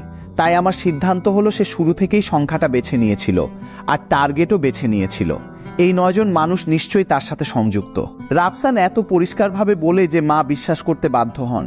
মায়ের মনে বাবাই সবচেয়ে সেরা ডিটেকটিভ, কিন্তু রাফসানের কথাও সঠিক। রাফসানের অ্যানালাইসিস বলছে এই 9 জন মৃত মানুষ নিশ্চয়ই একে অপরের সাথে সম্পর্কিত। তাহলে এরপর কি করবে? মা জিজ্ঞেস করেন। ওই 9টা পরিবার খুঁজে বের করতে হবে, আবার চেক করতে হবে। এবার 10 বছর ধরে চাপা পড়ে থাকা সমস্যার মূলে যেতে হবে। তারা হয়তো সবাই রাজধানীতে নেই। কতগুলো পরিবার খুঁজে পাওয়া যাবে? 3টা পরিবার, ওইটুকুই। রাফসান বলে গুড নাইট, রেডি হয়ে ঘুমাতে যায়। মাত্র 2 কদম হাঁটতেই মা এসে তাকে ধরে ফেলেন। আমি অনেক ভয় পেয়েছিলাম। আকাশ ভেঙে পড়লেও আমার সন্তানকে আগে পেট ভরাতে হবে, তাড়াতাড়ি করো, খাওয়ার পর তোমার সাথে যাব, খাবার শেষ না করলে যেতে দেব না। লাঞ্চের পর রাফসান আর মা পুলিশ স্টেশনে গিয়ে হাউসহোল্ড রেজিস্ট্রেশন ফাইল চেক করেন। 10 বছর হয়ে গেছে, সত্যিই অনেক সময়। 3টা পরিবার রাজধানী চিরতরে ছেড়ে চলে গেছে। বাকি 6টা পরিবার বেশিরভাগ রিজাইন লেটার সাইন করেছে। সাম্প্রতিক বছরগুলোতে রাজধানীর ডেভেলপমেন্ট অনেক দ্রুত হয়েছে। তারা কোটি কোটি টাকার প্রপার্টির মালিক থেকে সরে গেছে। প্রথম যে পরিবারে তারা যান, সেই পরিবারের একজন জিজ্ঞেস করেন, আপনারা কারা, কি চাই? একটু বিভ্রান্ত হলেও 1 সপ্তাহের রহস্যময় ছাপটা হঠাৎ চেয়ারফুল হয়ে যায়। ভালো, যদি খুঁজে পাই 10 বছর অপেক্ষা করা বৃথা যায়নি। শিমুর পরিবারের বাড়ি থেকে বের হয়ে মা রাফসানকে বকা দেন, এত নিশ্চিত কেন তুমি? আজকে তো কোনো ক্লুই পাইনি। কিছু না পাওয়া মানে হারভেস্ট না হওয়া না। রাফসান বলে, অন্তত আগের প্রজন্মের শত্রুতা বাদ দেওয়া গেছে। এরপর যা খুঁজতে হবে সেটা হলো শিমু, রুমা আর পলির মধ্যে কি সংযোগ আছে। ওরা তখনও গাড়ি থেকে নামেনি। শিমুর মা আবার দৌড়ে আসেন। রাফসান আর নাসরিনকে থামান তিনি। দৌড়ে এসে পকেট থেকে একটা শপিং কার্ট বের করেন। এটা আমার মেয়ে আগে রেখে গিয়েছিল, ওতে অনেক টাকা ছিল, তাই ওকে কবর দেওয়ার সময় এটা দেইনি। এখনই হঠাৎ মনে পড়ল, দেখুন তো এটা কোনো কাজে লাগবে কিনা। রাফসান কার্ডটা হাতে নিয়ে একবার দেখে হেসে ফেলে। খালাম্মা, এটা তো খুবই কাজের জিনিস। শিমুর মা উপরে চলে যাওয়ার পর মা রাফসানের দিকে এমনভাবে তাকান যেন ও একটা গুপ্তধন। বিভ্রান্ত হয়ে জিজ্ঞেস করেন, রাফসান, এই কার্ডের রহস্য কি? মা, তুমি প্রতিটা মৃত ব্যক্তির পরিচয় আর পেশা গুছিয়ে রাখো। শুধু এইটুকু বলেই রাফসান রহস্যটা মায়ের কাছে ছেড়ে দেয়। গাড়ি 10 মিনিটের বেশি চলার পর মায়ের চোখে হঠাৎ আলো ঝলমল করে ওঠে। শপিং কার্টটা হাতে নিয়ে দেখেন কার্ডে কয়েকটা ক্যাপিটাল লেটার লেখা, গোল্ডেন ডিপার্টমেন্ট স্টোর সিটি। এটা 15 বছর আগে তৈরি হওয়া একটা ডিপার্টমেন্ট স্টোর মল। ই কমার্সের প্রভাবে 3 বছর আগে রাজধানী থেকে হারিয়ে গিয়েছিল, কিন্তু এই মলটাই এখন একটা গুরুত্বপূর্ণ ক্লু হয়ে উঠেছে। তৃতীয় মৃত ব্যক্তি পলি এখানেই সেলস পারসন হিসেবে কাজ করত। রাফসান মাকে আর কিছু বলার সুযোগ না দিয়েই বলে ওঠে, চলো গোল্ডেন ডিপার্টমেন্ট স্টোর সিটিতে যাই। মা হেসে ফেলেন, বাহ, বেশ ভালোই তো, কার্ড দেখেই বুঝে গেলে। মাকে নিয়েও একটু মজা করে বলেন, 10 মিনিট গাড়ি চালিয়ে আসলে বৃথা যায়নি। তোমার মায়ের সময়ের দাম যে কত তুমি জানোই না। রাফসান হেসে বলে, কেউ ভাবেইনি শিমু আর পলি দুজনেই গোল্ডেন ডিপার্টমেন্ট স্টোর সিটির সাথে জড়িত ছিল। 10 বছর আগে এটাই ছিল সবচেয়ে জনপ্রিয় জায়গা। এখন শুধু খুঁজে বের করাটাই বাকি। তো গাইজ, বুঝতেই পারছো 10 বছর আগের একটা শপিং কার্ট যে এত বড় একটা রহস্যের চাবিকাঠি হতে পারে। এটা দেখে মনে হচ্ছে আমাদের সবার পুরনো ওয়ালেটেও হয়তো এরকম কোনো হারানো রহস্য লুকিয়ে আছে। হেসে বলে, কেউ ভাবেইনি শিমু আর পলি দুজনেই গোল্ডেন ডিপার্টমেন্ট স্টোর সিটির সাথে জড়িত ছিল। 10 বছর আগে এই জায়গাটাই ছিল সবচেয়ে জমজমাট। এখন শুধু বের করতে হবে প্রথম ভিকটিম খুন হওয়ার আগে এখানে এমন কিছু ঘটেছিল কিনা যেটার সাথে খুনের কোনো সংযোগ থাকতে পারে। যদি খুঁজে পাওয়া যায় তাহলে খুনির সার্কেলটা অনেক ছোট হয়ে আসবে। মা আর নিজেকে সামলাতে পারেননি। 2 হাতে রাফসানের গাল ধরে জোরে জোরে নাড়িয়ে বলেন, বিশ্বাসই হচ্ছে না, এটা সত্যিই আমার সেই রত্ন ছেলে। বলো তো, ফ্যামিলির সম্মানের কথা না ভাবলে তুমি কি চিরকাল এভাবেই লুকিয়ে থাকতে চাইতে? রাফসান হেসে ফেলে। অন্য কিছু ইগনোর করা গেলেও মায়ের এই আদর ইগনোর করা যায় না। এই প্রথমবার নাসরিন এতটা খুশি হয়ে জড়িয়ে ধরেন। মা এখন খুশি কারণ ছেলে এখন সত্যিই তাকে প্রোটেক্ট করতে পারবে। গাড়িতে কিছুক্ষণ নীরবতা। খুব বেশি সময় না লাগতেই তারা গোল্ডেন ডিপার্টমেন্ট স্টোর সিটিতে পৌঁছে যায়। এখন এটাকে নতুন করে সাজিয়ে দাওয়ান স্কয়ার নামে শপিং, বিনোদন আর লেজার সেন্টার হিসেবে চালু রাখা হয়েছে। গাড়ি থেকে নামতেই মা বলেন, মলের পুরনো দোকান তো বন্ধ হয়ে গেছে, কিন্তু ভাগ্য ভালো তখনকার জেনারেল ম্যানেজার লিয়াকত সাহেব এখনো এখানেই আছেন। ওনার কাছ থেকেই আমরা ক্লু পেতে পারি। তারা সোজা জেনারেল ম্যানেজারের অফিসে চলে যায়। দরজা খোলে। লিয়াকত সাহেব হাসি মুখে ওদের স্বাগত জানান। প্রফেসর নাসরিন, রাফসান ভাই, আপনাদের দেখে সত্যিই আনন্দিত হলাম। বসার পর একটু কৌতূহল নিয়ে জিজ্ঞেস করেন, আপনারা দুজন নিজে এসেছেন, আমি তো একদম ধন্য হয়ে গেলাম। কি ব্যাপার বলুন, আমি সব কিছু বলবো। মা সরাসরি জিজ্ঞেস করেন, 10 বছর আগে, মানে 2007 সালের 16 সেপ্টেম্বরের আগে গোল্ডেন ডিপার্টমেন্ট স্টোর সিটিতে কি বড় কোনো ঘটনা ঘটেছিল? লিয়াকত সাহেব একটু হাসি দিয়ে বলেন, আরে গোল্ডেন ডিপার্টমেন্ট স্টোর সিটি তো কত পুরনো ব্যাপার, 2007 সালের সেপ্টেম্বরের আগে? স্কোপ তো অনেক বড়, এত সহজে কিভাবে মনে করব? থিওরিটিক্যালি তো 10 বছর হয়ে গেছে, মনে করাটা সত্যিই সহজ না। রাফসান তার চোখের দিকে তাকিয়ে ঠান্ডা হাসি দেয়। জেনারেল ম্যানেজার সাহেবের মনে হয় মনে করার কোনো ইচ্ছাই নেই। 2007 সালে গোল্ডেন ডিপার্টমেন্ট স্টোর সিটিতে কিছু একটা বড় ঘটেছিল বলে মনেই হচ্ছে না। রাফসানের হাসি আরও ঠান্ডা হয়ে যায়। ঠিক আছে, তাহলে এখন আমরা এই কেসের ব্যাপারে আপনার হেল্প চাইছি। 2007 সালে গোল্ডেন ডিপার্টমেন্ট স্টোর সিটির সাথে সামান্যতম সম্পর্কিত যত ঘটনা আছে সব গুছিয়ে মাহবুব সাহেবের অফিসে পাঠিয়ে দিন। মনে রাখবেন, কোনো ডিটেইল যেন বাদ না যায়। যদি কিছু লুকাতে চান সেটাও ছেড়ে দেবেন না। লিয়াকত সাহেব চোখ বড় বড় করে তাকান। রাফসান সাহেব, এটা কি ধরনের কথা? কোনো ডিটেইল বাদ যাবে না, সবকিছু রেকর্ড করতে হবে? ম্যানেজার সাহেবের চোখের ভাষাই আমাকে বলে দিচ্ছে আপনার কি মনে করা উচিত, শুধু বলতে কষ্ট হচ্ছে। রাফসান উঠে দাঁড়ায়। তাহলে আমার আর কিছু করার নেই। আগামীকাল সকাল 9টার মধ্যে আশা করি মাহবুব সাহেব আপনার রেকর্ড দেখতে পাবেন। এই বলে মায়ের দিকে ইশারা করে বলে, চলো আমরা যাচ্ছি। লিয়াকত সাহেব তাড়াহুড়া করে ওঠেন। নাসরিন ম্যাডাম, রাফসান ভাই, চিন্তা করবেন না, অনেক দিন হয়ে গেছে তো, একটু ভাবার সময় লাগবে। লোকটার তখন হয়তো মনে হচ্ছিল, ইস, ইয়ে ফ্যামিলির নাম শুনলেই তো সবার হাত পা কাঁপা শুরু হয়। একদম আমাদের এলাকার চেয়ারম্যানের ভাতিজা স্টাইলের ভয়। পুরো মলটা সকাল থেকে সন্ধ্যা পর্যন্ত সার্চ করা অসম্ভব কিছু না। নর্মাল বিজনেস থেকে বন্ধ করে দিয়ে সার্চ করানো অসম্ভব কিছু না। মা ঠিক বুঝে উঠতে পারেন না রাফসান হঠাৎ মুখ ঘুরিয়ে ফেললো কেন। লিয়াকতের কথাটা তো ঠিকই মনে হচ্ছিল, এত সময় হয়ে গেছে, মনে করাটা সহজ কথা না। কিন্তু রাফসান যাই করুক, তিনি ছেলের পাশেই থাকবেন। রাফসান থেমে গিয়ে পেছন ফিরে তাকায়। লিয়াকত সাহেব, একটা কথা মনে রাখবেন, আজকে আমরা যে বিষয়ে জিজ্ঞেস করছি সেটা 10 বছর আগের একটা মার্ডার কেস। যদি রিপোর্ট না করেন আর শেষমেশ দেখা যায় আপনি আইনগতভাবে দায়ী, তাহলে আর ঘুরে দাঁড়ায় না। লিয়াকত সাহেব দাঁত চেপে বলে ফেলেন, ঠিক আছে, আমি বলছি। 10 বছর আগে 16 সেপ্টেম্বর গোল্ডেন ডিপার্টমেন্ট স্টোর সিটিতে একটা বড় ঘটনা ঘটেছিল, আর সেটা আমার সাথেই জড়িত। রাফসান জোরে ঘুরে দাঁড়ায়। কি ঘটনা? আপনার সাথে কেন সম্পর্কিত? 2007 সালের 10 সেপ্টেম্বর গোল্ডেন ডিপার্টমেন্ট স্টোরে একটা এলিভেটর অ্যাক্সিডেন্ট হয়েছিল। ভিকটিম ছিল আমার নিজের ছেলে। এই কথা বলার সময় লিয়াকত সাহেবের চোখ হঠাৎ লাল হয়ে যায়। 10 সেপ্টেম্বর মানে প্রথম মার্ডার কেসের 6 দিন আগে গোল্ডেন ডিপার্টমেন্ট স্টোর সিটিতে বড় একটা ঘটনা ঘটেছিল। Elevator accident? কি হয়েছিল আসলে? রাফসান জিজ্ঞেস না করে থাকতে পারে না। সেই উইকেন্ডে আমার স্ত্রী খুব ব্যস্ত ছিল, তাই আমি নিজের ছেলেকে নিয়ে মলে গিয়েছিলাম। কিন্তু আমি ব্যস্ত হয়ে পড়ায় ও দৌড়ে এলিভেটরের কাছে চলে যায়। কল্পনাও করিনি এলিভেটরটা নষ্ট হয়ে যাবে। ওর শরীরটা এলিভেটরের মধ্যে চাপা পড়ে যায়, মাথাটা, গলা কাঁপতে থাকে। রাফসান সাহেব জানেন, ওর মাথাটা ফেটে গিয়েছিল, পুরো এলিভেটরের মেঝেতে ছড়িয়ে পড়েছিল। শেষটায় লিয়াকত সাহেবকে দেখে মনে হয় যেন একটা হতাশ পশু, চোখের আগে ভরা। মা বলেন, আমি সত্যিই দুঃখিত। লিয়াকত মাথা নাড়েন, কিন্তু যেন কিছুই শুনছেন না। রাফসান অনেকক্ষণ তার দিকে তাকিয়ে থেকে দীর্ঘশ্বাস ফেলে। দুঃখিত লিয়াকত সাহেব, এমনটা হবে ভাবিনি।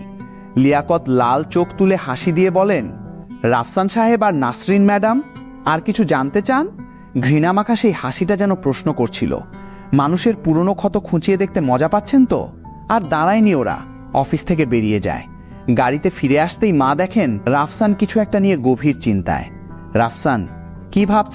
আমি ভাবছি 6 দিনের মধ্যে লিয়াকত সাহেব, ওনার ছেলে শিমু, রুমা আর পলি, এদের মধ্যে কি কানেকশন থাকতে পারে? মায়ের চোখ বড় হয়ে যায়। তুমি কি বলতে চাইছো লিয়াকতই খুনি? না, 10 বছর আগের কেসের সাথে সম্পর্কিত যে কেউই এখন সাসপেক্ট। লিয়াকত সাহেবও একজন সাসপেক্ট। এমনকি পুরো গোল্ডেন ডিপার্টমেন্ট স্টোর সিটি এখন সাসপেক্টের লিস্টে। আমি শুধু ভাবছি 6 দিনের মধ্যে এত অর্গানাইজড একটা মার্ডার প্ল্যান বানানো ওনার পক্ষে আসলেই সম্ভব কিনা। আমার পদ্ধতিটা হলো, প্রথমে সবাইকে সাসপেক্ট লিস্টে রেখে দাও, তারপর একে একে এলিমিনেট করো। শেষমেশ যে বাকি থাকবে সেই আসল খুনি। 10 বছর আগে এই কেসে অনেক ধারণা ছিল, কিন্তু গোল্ডেন ডিপার্টমেন্ট স্টোর সিটির দিকে কেউ তাকায়নি। এটা হয়তো একটা নতুন দিক, হয়তো এটাই সবচেয়ে সঠিক দিক। মা, চলো দেখি সেই সময় রাজধানীতে গোল্ডেন ডিপার্টমেন্ট স্টোর সিটির সাথে জড়িত আর কে কে ছিল। বিশেষ করে জানতে হবে এলিভেটর অ্যাক্সিডেন্টের সময় শিমু আর রুমা কি সেখানে উপস্থিত ছিল। যদি তখনকার কোনো ভিডিও ফুটেজ থেকে থাকে তাহলে সেটাই সবচেয়ে ভালো। তাহলে তো সিকিউরিটি ব্যুরোতেই যেতে হবে। আমার মনে আছে সেই সময়ের একটা ফুটেজ রাখা ছিল, কিন্তু জানি না এখনো আছে কিনা। আর কি দেরি করছো, চলো এখনই। ড্রাইভার তাড়াতাড়ি চালাতে শুরু করে। মা একটু ইতস্তত করে বলেন, সিকিউরিটি ব্যুরোতে গেলে তো সেটা কামাল সাহেবের এলাকা, তুমি কি অ্যালার্ম বাজাতে চাইছো না তো? যেখানে মানুষ আছে সেখানে গ্রুপ পলিটিক্স থাকবেই। কামাল সাহেব ইয়ে ফ্যামিলির সমকক্ষ না ঠিকই, কিন্তু ওনার পেছনেও কিছু শক্তি দাঁড়িয়ে আছে। একে অপরকে ঢাল হিসেবে ব্যবহার করাটা তো কমন ব্যাপার। রাফসান মায়ের এই দুশ্চিন্তা বুঝলেও আত্মবিশ্বাসী হাসি দিয়ে বলে, মা ভুলে যেও না, আমরা এখন 10 বছর আগের সিরিয়াল মার্ডার কেসের ইনভেস্টিগেশন করছি। কামাল সাহেব তো এখনো জানেনই না যে আমরা তানিয়াকে ধরে ফেলেছি। এই সময় গেলে সমস্যা কি? মা বিভ্রান্ত হয়ে হালকা হেসে ফেলেন। গাড়ি খুব দ্রুতই সিকিউরিটি ব্যুরোতে পৌঁছে যায়। ব্যুরোর অনেক লোকই মাকে চিনত, সবাই সালাম দিতে থাকে। খবরটা স্বাভাবিকভাবেই কামাল সাহেবের কানে পৌঁছে যায়। তিনি দেরি করে আসেন, হাসি মুখে বলেন, আরে প্রফেসর নাসরিন, রাফসান ভাই, কি ব্যাপারে এলেন? আজ সকালের কেসের নতুন কোনো ক্লু পেয়েছেন নাকি? আসলে তিনি নুসরাতের কেসের ব্যাপারে জানতে খুবই আগ্রহী। মা হেসে বলেন, আমরা 10 বছর আগের সিরিয়াল মার্ডার কেসের আরও ডিটেইল ইনফরমেশন নিতে এসেছি। সেটা তো এখনো কামাল সাহেবের ব্যুরোতেই সংরক্ষিত আছে, তাই না? অবশ্যই, সিকিউরিটি ব্যুরোর সব কেসই ডিটেইলে গুছানো আছে। শুধু 10 বছর আগের কেসটা একটু কষ্টকর হবে খুঁজতে। ফাইল রুমে গিয়ে জিজ্ঞেস করুন, যেতে চাইলে পুরো ব্যুরো আপনাদের সব সুবিধা দেবে। কথায় একটু ক্ষমতার ভাব ফুটে ওঠে। কিন্তু এখন তো কম্পিউটারের যুগ। ফাইল রুম আছে ঠিকই, কিন্তু বেশিরভাগ ফাইল এখন কম্পিউটারেই সংরক্ষিত। সত্যিকারের কাগজপত্র খুঁজতে গেলে অনেক বছর ঘাঁটতে হবে। মায়ের মুখ একটু ফ্যাকাসে হয়ে যায়। কামাল সাহেব, কম্পিউটারে চেক করা যাবে না? সরি, আজকে আমাদের ব্যুরোর পুরো কম্পিউটার সিস্টেম আপগ্রেড হচ্ছে, আপাতত ব্যবহার করা যাবে না, চাইলে অপেক্ষা করতে পারেন। মা আরও কিছু বলতে যাচ্ছিলেন, কিন্তু রাফসান হেসে বলে, দরকার নেই, আমরা ফাইল রুমে গিয়ে নিজেরাই খুঁজে দেখি। রাফসান ভাই, প্রফেসর নাসরিনের তো ইনফরমেশন চেক করার অথরিটি আছে, কিন্তু আপনার তো নেই। কামাল সাহেব নরম গলায় হাসি দিয়ে বলেন। রাফসান বলে, আমি সিকিউরিটি সিস্টেমের কেউ না ঠিকই, কনফিডেন্সিয়াল ফাইল চেক করার অথরিটি আমার নেই ঠিকই, কিন্তু এটা কঠিন কিছু না। কামাল সাহেবের খবরটা আসলে একটু স্লো। আমি এখন কারো কেউ না ঠিকই, তবে ঠিক 1 সেকেন্ড আগেই আমাকে এই কেসের স্পেশাল ইনভেস্টিগেটর হিসেবে হায়ার করা হয়েছে। বিশ্বাস না হলে মাহবুব সাহেবকে ফোন করে কনফার্ম করে নিতে পারেন। 1 মিনিট আগে না, 1 সেকেন্ড আগে। এই কথাটা শুনেই কামাল সাহেবের মুখটা সাথে সাথে খারাপ হয়ে যায়। ও আচ্ছা, তাহলে তো আমিও কনসাল্ট করে নিতে পারি। ঠিক আছে, প্রফেসর নাসরিন আর রাফসান ভাইকে ফাইল রুমে নিয়ে যাও, ওদের ধীরে সুস্থে খুঁজতে দাও। ভাই, এই 1 সেকেন্ড আগে হায়ার করা স্পেশাল ইনভেস্টিগেটর লাইনটা শুনে তো একদম মনে পড়ে গেল আমাদের অফিসের সেই কলিগের কথা, যে মিটিংয়ের ঠিক 1 মিনিট আগেই আমি প্রজেক্ট লিড ঘোষণা দিয়ে বসে। মা এই জায়গার সাথে পরিচিত, এটা আগে বাবার অফিস ছিল। তিনি কাউকে সাথে না নিয়ে নিজেরাই ফাইল রুমের দিকে যান। ভেতরে শুধু 2 জন সিনিয়র সিকিউরিটি গার্ড ছিলেন।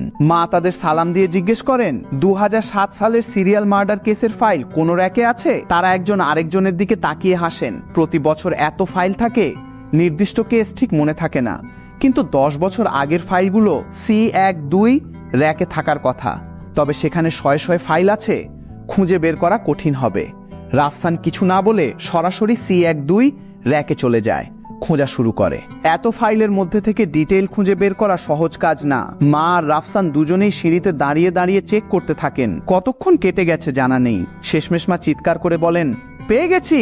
এত ফাইল দেখে মা নিজেও অবাক হয়ে যান। এই কেস সলভ করতে যে এত ডকুমেন্ট লাগে ভাবতেই পারেননি। শুধু ওই সময়কার ইন্টারভিউয়ের ইনফরমেশনটাই দরকার। আমাদের বাসাতেও অনেক রেকর্ড আছে, বাকি এক্সট্রা ফাইলগুলো দেখার দরকার নেই, শুধু শুধু সময় নষ্ট হবে, রাফসান মনে করিয়ে দেয়। কিন্তু রাফসান নিজে ইনফরমেশন নিতে যায় না, বুকশেলফে খোঁজা চালিয়ে যায়। মা চুপচাপ সেই সময়ের ইন্টারভিউ নেওয়া মানুষদের রেকর্ড উল্টে দেখতে থাকেন। বিশেষ করে অ্যাসিস্ট্যান্টদের রেকর্ডগুলো ছাড়েন না। সময় গড়িয়ে যায়। কতক্ষণ কেটে গেছে জানা নেই। হঠাৎ রাফসানের মুখে একটা অদ্ভুত কনফিউশন ফুটে ওঠে। মা, কেসের মধ্যে কি এমন কেউ আছে যে নোট লিখতো? নাম দেলোয়ার? মা সাথে সাথে ফাইল উল্টাতে থাকেন। হ্যাঁ, তুমি কিভাবে জানলে? আমার হাতের এই ইনফরমেশন খুবই রিলায়েবল। 10 বছর আগের এই সিরিয়াল মার্ডার কেসটা সলভ হবে কিনা তা নির্ভর করছে এই দেলোয়ারের উপরই। দেলোয়ার নামটা রাফসানের কাছে খুব পরিচিত না, কিন্তু কেস ফাইলে নামটা দেখেই ও মায়ের স্মৃতি যেন 10 বছর পিছিয়ে যায়। সেই কেসটা পুরো শহর কাঁপিয়ে দিয়েছিল। অটোপসির দায়িত্বে থাকা হিসেবে মায়ের এই কেসের প্রতি কনসার্ন অন্য যে কোনো কেসের চেয়ে কম ছিল না। দেলোয়ারকে নোট লিখতে বলার সময়টা মায়ের অস্পষ্টভাবে মনে পড়ে। স্মৃতি ধীরে ধীরে পরিষ্কার হতে থাকে।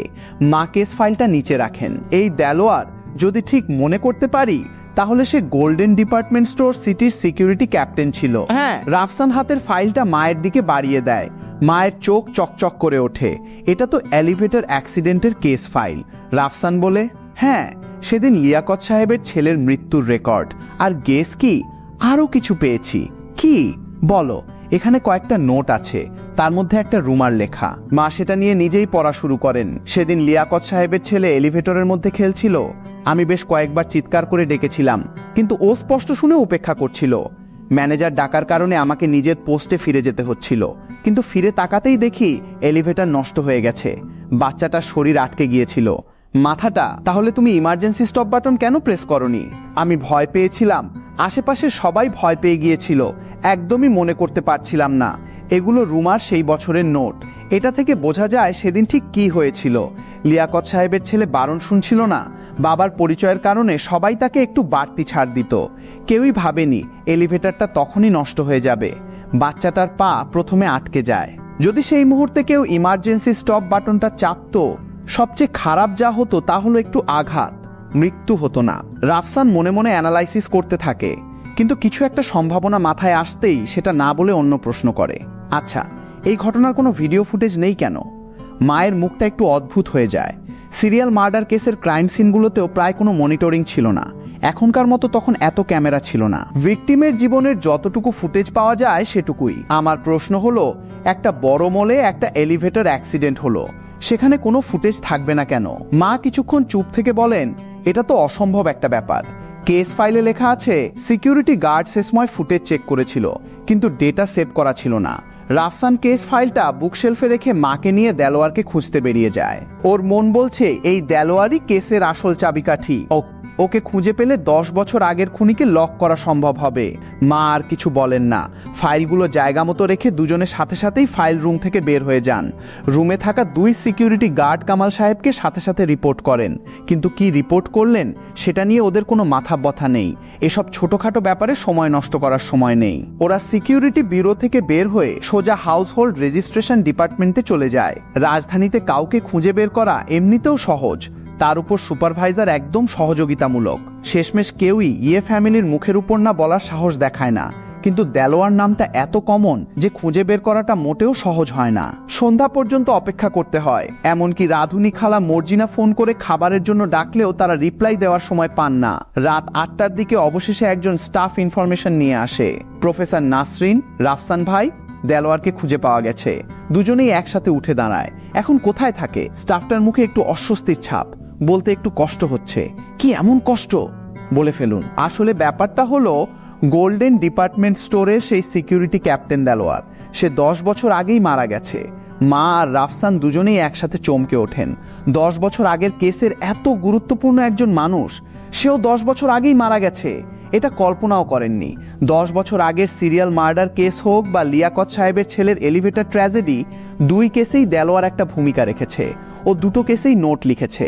রাফসান সময় নষ্ট করে না, সাথে সাথে স্টাফের কাছে দেলোয়ারের সব ইনফরমেশন চেয়ে নেয়। ইনফরমেশন দেখেই বোঝা যায় এটাই সেই খোঁজা মানুষটা। কিন্তু ও 2007 সালের 4 অক্টোবর একটা কার অ্যাক্সিডেন্টে মারা যায়। ড্রাইভারকে কয়েক মাস পরে ধরা হয়, কিন্তু তার কিছুদিন পরই জেলখানায় ক্যান্সার এসে মারা যায়। পুরো ইনফরমেশন পড়ার পর সবাই বুঝে যায় এটা কোনো অ্যাক্সিডেন্ট ছিল না, এটা একটা মার্ডার। মা 20 বছরের বেশি সময় ধরে একজন এক্সপেরিয়েন্সড ফরেন্সিক ডাক্তার হিসেবে সাথে সাথে খেয়াল করেন এই মৃত্যুটাও সাধারণ কিছু না। রুমা, গোল্ডেন ডিপার্টমেন্ট স্টোরের একজন কর্মী, মারা যায় 29 সেপ্টেম্বর। দেলোয়ার মারা যায় 4 অক্টোবর। মাঝে মাত্র 5 দিনের ব্যবধান। আর যে লোকটা দেলোয়ারকে মেরেছিল সে নিজেই একজন ক্যান্সার পেশেন্ট ছিল। এটা কি সন্দেহজনক না? মনে হচ্ছে 9 জন না, আসলে মৃতের সংখ্যা আরো বেশি। মায়ের গলা নিচু হয়ে আসে। 10 জন। রাফসান মাউস থেকে হাত সরিয়ে নেয়। বাইরে অন্ধকার নেমে গেছে।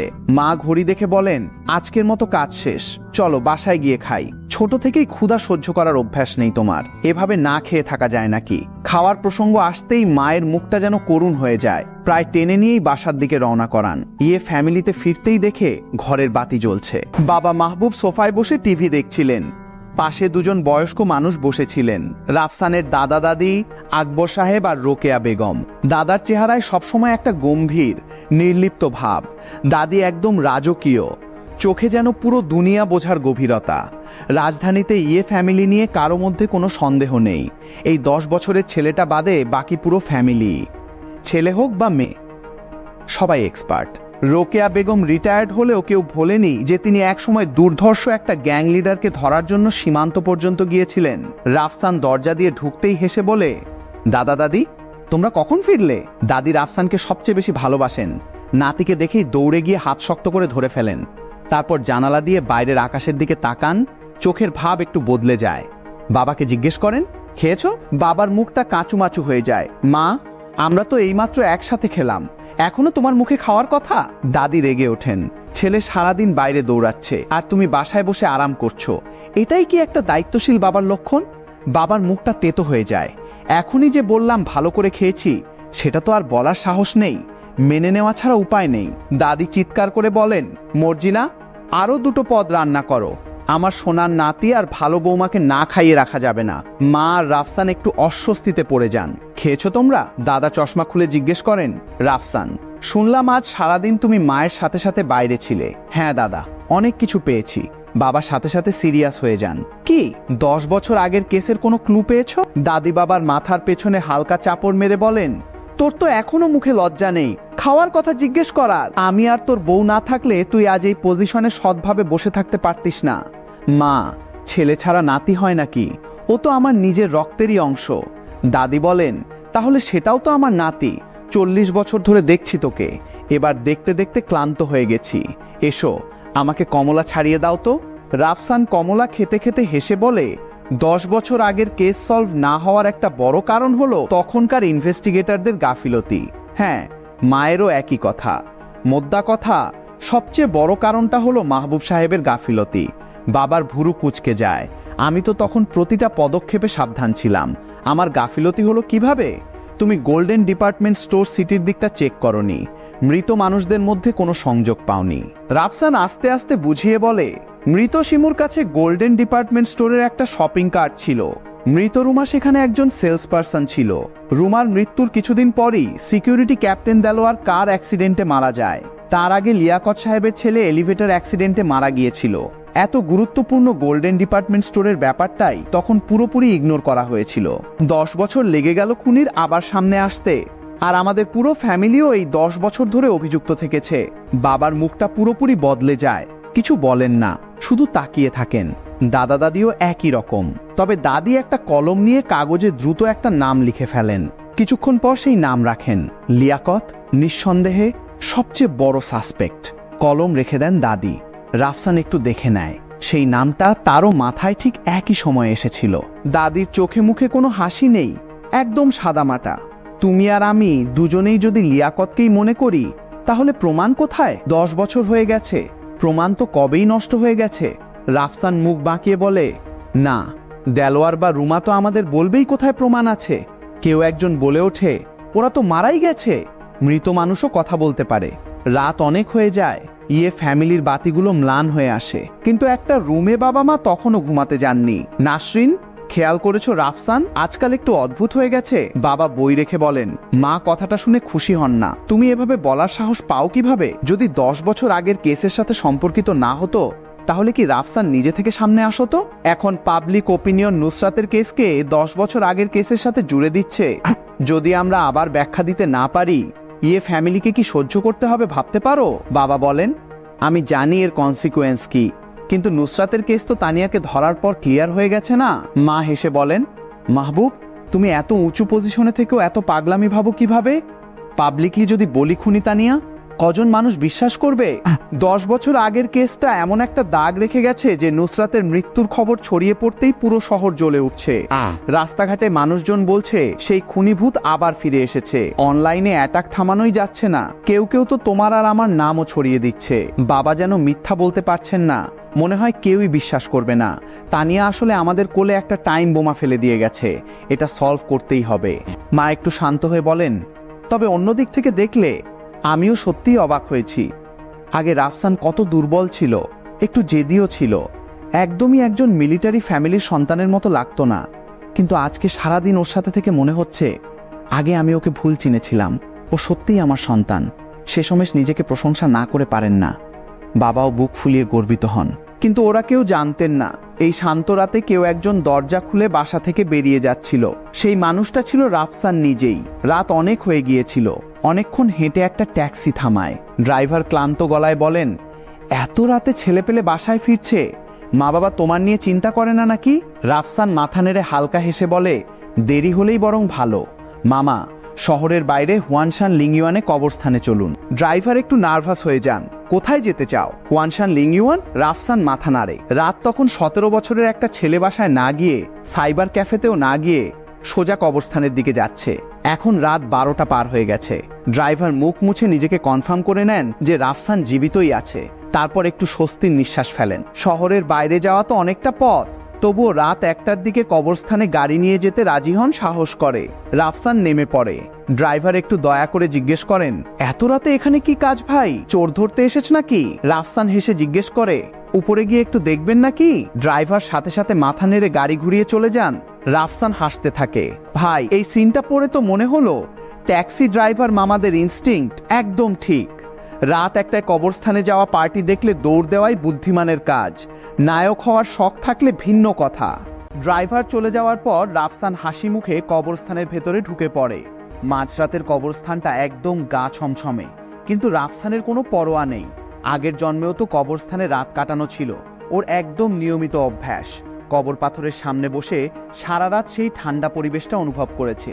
পা দুটো আরও দ্রুত চলতে থাকে। কিছুক্ষণের মধ্যেই একটা কবরের সামনে থেমে যায়। কবর পাথরে লেখা ছিল একজন 30 বছর বয়সী পুরুষের নাম, দেলোয়ার। চেহারায় শক্তপোক্ত ভাব, কিন্তু কোথাও একটা ভারী কষ্টের ছাপও ছিল। কবর পাথরের দিকে তাকিয়ে রাফসান জোরে বলে ওঠে, দেলোয়ার ভাই, বলো তো তোমার আগের বস লিয়াকত সাহেব কি আজ রাতে তোমাকে দেখতে আসবেন? এই বলে একপাশে সরে দাঁড়ায়। আগের জন্মে একজন ক্রিমিনাল হিসেবে ও ভালো করেই জানে, যারা বড় বড় কেস করেও কখনো ধরা পড়েনি তাদের মনটা ঠিক কেমন হয়। ভেতরে থাকে একটা বুনো উদ্ধত অহংকার। মানুষের সামনে হয়তো তারা একদম নিরীহ ভালো মানুষের অভিনয় করে, কিন্তু ঘুরে দাঁড়ালেই ঠিক সাপের মতো বিষাক্ত হয়ে ওঠে। এমনকি শিকার ধরার লোভে তারা ইচ্ছা করেই নিজের শিং দেখিয়ে মানুষের চারপাশে ঘুরঘুর করে। লিয়াকত সাহেবকে দেখে অবশ্য প্রথমে সেরকম কিছুই মনে হয়নি। একদম নর্মাল একজন মানুষের মতো লাগছিল। কিন্তু যদি সে এই আসল খুনি হয়, তাহলে নিশ্চয়ই দেলোয়ারের এই আত্মত্যাগের কথা মনে পড়বে। আর একবার মনে পড়লে দেলোয়ারের কবরে আসাটাও অস্বাভাবিক কিছু না। যদিও গত 10 বছরে এই সম্ভাবনাটা খুবই কম, কিন্তু লিয়াকত সাহেব তো এখন একা মানুষ। এই 10 বছরে তার ডিভোর্স হয়ে গেছে, বাচ্চাও নেই, এখন একদম একা থাকেন। আর আজ যেহেতু 10 বছর আগের কেসটা আবার নতুন করে খুলে গেছে, তাই যদি রাফসান নিজে এই জায়গায় থাকতো, তাহলে হয়তো কারো সাথে এই কথাগুলো শেয়ার করার একটা তীব্র ইচ্ছা হতো। কিন্তু একজন দ্বিমুখী খুনি হিসেবে মনের গোপন কথাগুলো তো শুধু মৃত মানুষের সাথেই শেয়ার করা যায়। সময় গড়িয়ে যায়, কতক্ষণ কেটে গেছে জানা নেই। হঠাৎ চোখের কোণায় একটা আলোর ঝলক দেখতে পায় রাফসান। কবরস্থানের নিচের দিকে একটা আলো জ্বলে উঠেই মিলিয়ে যায়, কিন্তু ততক্ষণে সেটা ধরে ফেলেছে ওর চোখ। কয়েক মিনিট পর একজন স্যুট পরা মানুষ দেলোয়ারের কবরের সামনে এসে দাঁড়ায়, বসে পড়ে চুপচাপ একটা সিগারেট ধরায়। তারপর ঠান্ডা হাসি মেশানো গলায় বলে ওঠে, দেলোয়ার, শেষমেশ কেউ একজন 10 বছর আগে আমার তৈরি করা সেই মাস্টারপিসটা মনে করা শুরু করেছে। কোনো বাচ্চা ছেলে যে আমাকে কপি করার সাহস দেখাল জানি না, ঠিকমতো একটা দড়িও বাঁধতে পারে না, আবার আমার নকল করার সাহস দেখায়। হাস্যকর। কিন্তু ওই বোকাগুলো তো এখনো 10 বছর আগের মতোই আছে। বলো তো, আমার কি আবার বের হওয়া উচিত? ছেলের প্রতিশোধের জন্যই তো খুন করা শুরু করেছিলাম, কিন্তু কল্পনাও করিনি খুন করাটা এক ধরনের নেশা হয়ে যাবে। জানো এই 10 বছরে আমার মনের ভেতরটা কতটা চুলকিয়েছে? কথাটা শেষ হতেই রাফসান অন্ধকার থেকে বেরিয়ে আসে। হাসতে হাসতে বলে, লিয়াকত সাহেব, আমি যদি আপনাকে একটা সুযোগ দেই মনের সেই চুলকানিটা একটু চুলকে নিতে। রাফসানকে অন্ধকার থেকে বেরিয়ে আসতে দেখে লিয়াকত সাহেবের মুখটা একদম চমকে যায়। আপনি এখানে কেন? তাড়াতাড়ি উঠে দাঁড়িয়ে সামলে নিয়ে বলেন। রাফসান নিজে মনে মনে হাসে। নার্ভাস হবেন না, আপনি তো 10 বছর ধরে ধরা না পড়া একজন হাই আইকিউ ক্রিমিনাল। এভাবে নার্ভাস হওয়াটা তো আপনার আইডেন্টিটির সাথে মানায় না। লিয়াকত সাহেব একটু চুপ করে থেকে বলেন, দিনের বেলা যখন আমাকে দেখেছিলেন তখনই তো আমার উপর সন্দেহ করেছিলেন, তাই না? না। রাফসান মাথা নাড়ে। অন্য কারণে এসেছি, যখন বুঝলাম আপনি লুকাতে পারবেন না। লিয়াকত হেসে বলেন, আমি জানি আপনার শরীরে কোনো রেকর্ডিং ডিভাইস আছে, কিন্তু জানেন না রেকর্ডিং তো কোর্টে এভিডেন্স হিসেবে ব্যবহারই করা যাবে না। রাফসান মাথা নাড়ে। রেকর্ডিং জিনিসটা নিয়ে আমি এত মাথা ঘামাই না, আমি শুধু দেখতে এসেছিলাম আপনি আসলে কেমন মানুষ। লিয়াকত সাহেবের ভুরু কুঁচকে যায়, বিশ্বাস হয় না যেন। যদিও রেকর্ডিং মেইন এভিডেন্স হতে পারে না, কিন্তু সাপোর্টিং এভিডেন্স তো হতেই পারে। আমাকে দেখে কেমন মনে হয়? একটা ঠান্ডা হাসি টেস্ট করার মতো করে বলেন, আপনি তো ক্রাইমে বেশ পটু একজন লোক, সেটা তো বোঝাই যাচ্ছে। আচ্ছা, ওই বাধার পদ্ধতিটা কোথায় শিখলেন? আপনার ছেলের মৃত্যু থেকে শিমুর মৃত্যু পর্যন্ত মাত্র কয়েকটা দিন, এত অল্প সময়ে এতটা শেখা তো সম্ভব না। আপনি নিশ্চয়ই এটা আগে থেকেই জানতেন। লিয়াকতের মুখে হঠাৎ একটা হাসি ফুটে ওঠে। ওই বাঁধার পদ্ধতিটা 10 বছর আগে অগণিত মানুষের মধ্যে আতঙ্ক ছড়িয়েছিল। এমনকি কারো কারো একই ধরনের দুঃস্বপ্নও হতো। স্বপ্নে দেখতো ঠিক ওভাবেই বাঁধা পড়ে আছে, ঘুম থেকে জেগে ওঠে ঠান্ডা ঘামে ভিজে। কথা শেষ করে ঘুরে দাঁড়িয়ে গভীর অন্ধকারের দিকে হাঁটতে থাকেন। রাফসান পেছন থেকে ডাক দেয়, দাঁড়ান, আর একটু কথা বলার আছে না? লিয়াকত ঘুরে দাঁড়িয়ে হাসি দিয়ে বলেন, রাফসান সাহেব, আমি তো আজ রাতে শুধু আমার পুরনো অধস্তনকে দেখতে এসেছিলাম। আইন তো মাঝরাতে কবর ভিজিট করাকে নিষেধ করে না। আর আপনি যা যা বলছেন আমি তার কিছুই বুঝতে পারছি না। তাই আপনি যতই আন্দাজ করুন আমি সেই খুনি। যতক্ষণ না প্রমাণ থাকছে ততক্ষণ আমি দাওয়ান মলের জেনারেল ম্যানেজার লিয়াকতেই থাকব। এই বলে হাসতে হাসতে ঘুরে হাঁটতে শুরু করেন। রাফসান দীর্ঘশ্বাস ফেলে বলে, ভাবলেন আজ রাতে আমি এভাবে পাগলের মতো এসেছি শুধু কথা বলার জন্য? কথাটা শেষ হতেই এক হাতে লিয়াকতের চুল খামচে ধরে ফেলে। লিয়াকতের বুকটা কেঁপে ওঠে। ওনার ধারণা ছিল যদি রাফসানের আইডেন্টিটির কারণে না হতো তাহলে ওনার সাথে কথা বলারও কোনো ইন্টারেস্ট থাকতো না। একজন 17 বছরের ছেলে যতই ট্যালেন্টেড হোক না কেন, শেষমেশ তো এখনো দুধের বাচ্চাই। কিন্তু ওনার ধারণার বাইরে গিয়ে এই দুধের বাচ্চার হাতের শক্তি প্রচণ্ড বেশি ছিল। একবার ধরে ফেলার পর নড়াচড়াই করতে পারলেন না। রাফসান সাহেব, আপনি কি করতে চাইছেন? আপনি তো বড় ফ্যামিলির ছেলে, তাও আইন হাতে তুলে নিতে চাইছেন? আমাকে ছেড়ে দিন। লিয়াকত সাহেব আইন খুব ভালো করেই জানেন। এই বছরগুলোতে কত বছর ধরে পড়াশোনা করেছেন কে জানে। শুধু অপেক্ষায় ছিলেন, যদি একদিন ধরা পড়েই যান পালানোর একটা রাস্তা যেন থাকে। আফসোস, উনি এত হিসাব করলেও একটা জিনিস ভুলে গিয়েছিলেন। আমি একজন নিরুপায় নিরপরাধ ছেলে। আপনাকে পঙ্গু করে দিলেও আমাকে কে ধরবে? কর্নারটা তার বাম পায়ের দিকে ঠিক করে নেয়। রাজধানীতে রাফসানিয়াকে ঠিক করার মতো মানুষ থাকতে পারে, কিন্তু লিয়াকত সাহেব, আপনি সেই মানুষ কখনোই হতে পারবেন না। রাফসান বলে, জানিস আমাকে কেউ কিছু করতে পারবে না। রাফসান আসলে তেমন কোনো জোরও ব্যবহার করেনি, কিন্তু হঠাৎ লিয়াকত সাহেব চিৎকার করে কেঁদে ওঠেন। রাফসান চোখ ছোট করে সামনে তাকিয়ে হাসে। সত্যি বলতে, আপনি না বললেও আমি জানি, শিমু, পলি বা রুমা, যেই হোক না কেন, আপনার ছেলে যেদিন মারা যায় ওরা সবাই সেই এলিভেটরের সামনে দাঁড়িয়েছিল। শুধু ওরা দেখেছিল, কিন্তু এগিয়ে গিয়ে কিছুই করেনি। তাই আপনার মনে হয়েছিল ওরাই আপনার ছেলের মৃত্যুর জন্য দায়ী। ঘৃণা থেকেই আপনি ওদের টার্গেট করলেন, একে একে খুন করলেন, তাই না? এলিভেটেড ট্র্যাজেডির কেসে শুধু রুমার রেকর্ড ছিল, কারণ ও 9 জন মৃতের একজন। গোল্ডেন ডিপার্টমেন্ট স্টোরে একমাত্র ওকেই তখন এই কেসের সাথে জড়ানো যেত। কিন্তু সেদিন, কাকতালীয় হোক বা যাই হোক, শিমু আর তার সাথে লোকজনও অনেকক্ষণ ধরে সেখানে দাঁড়িয়েছিল। লিয়াকত সাহেব, ছেলের কষ্টটা ভোলেননি আপনি, তাই না?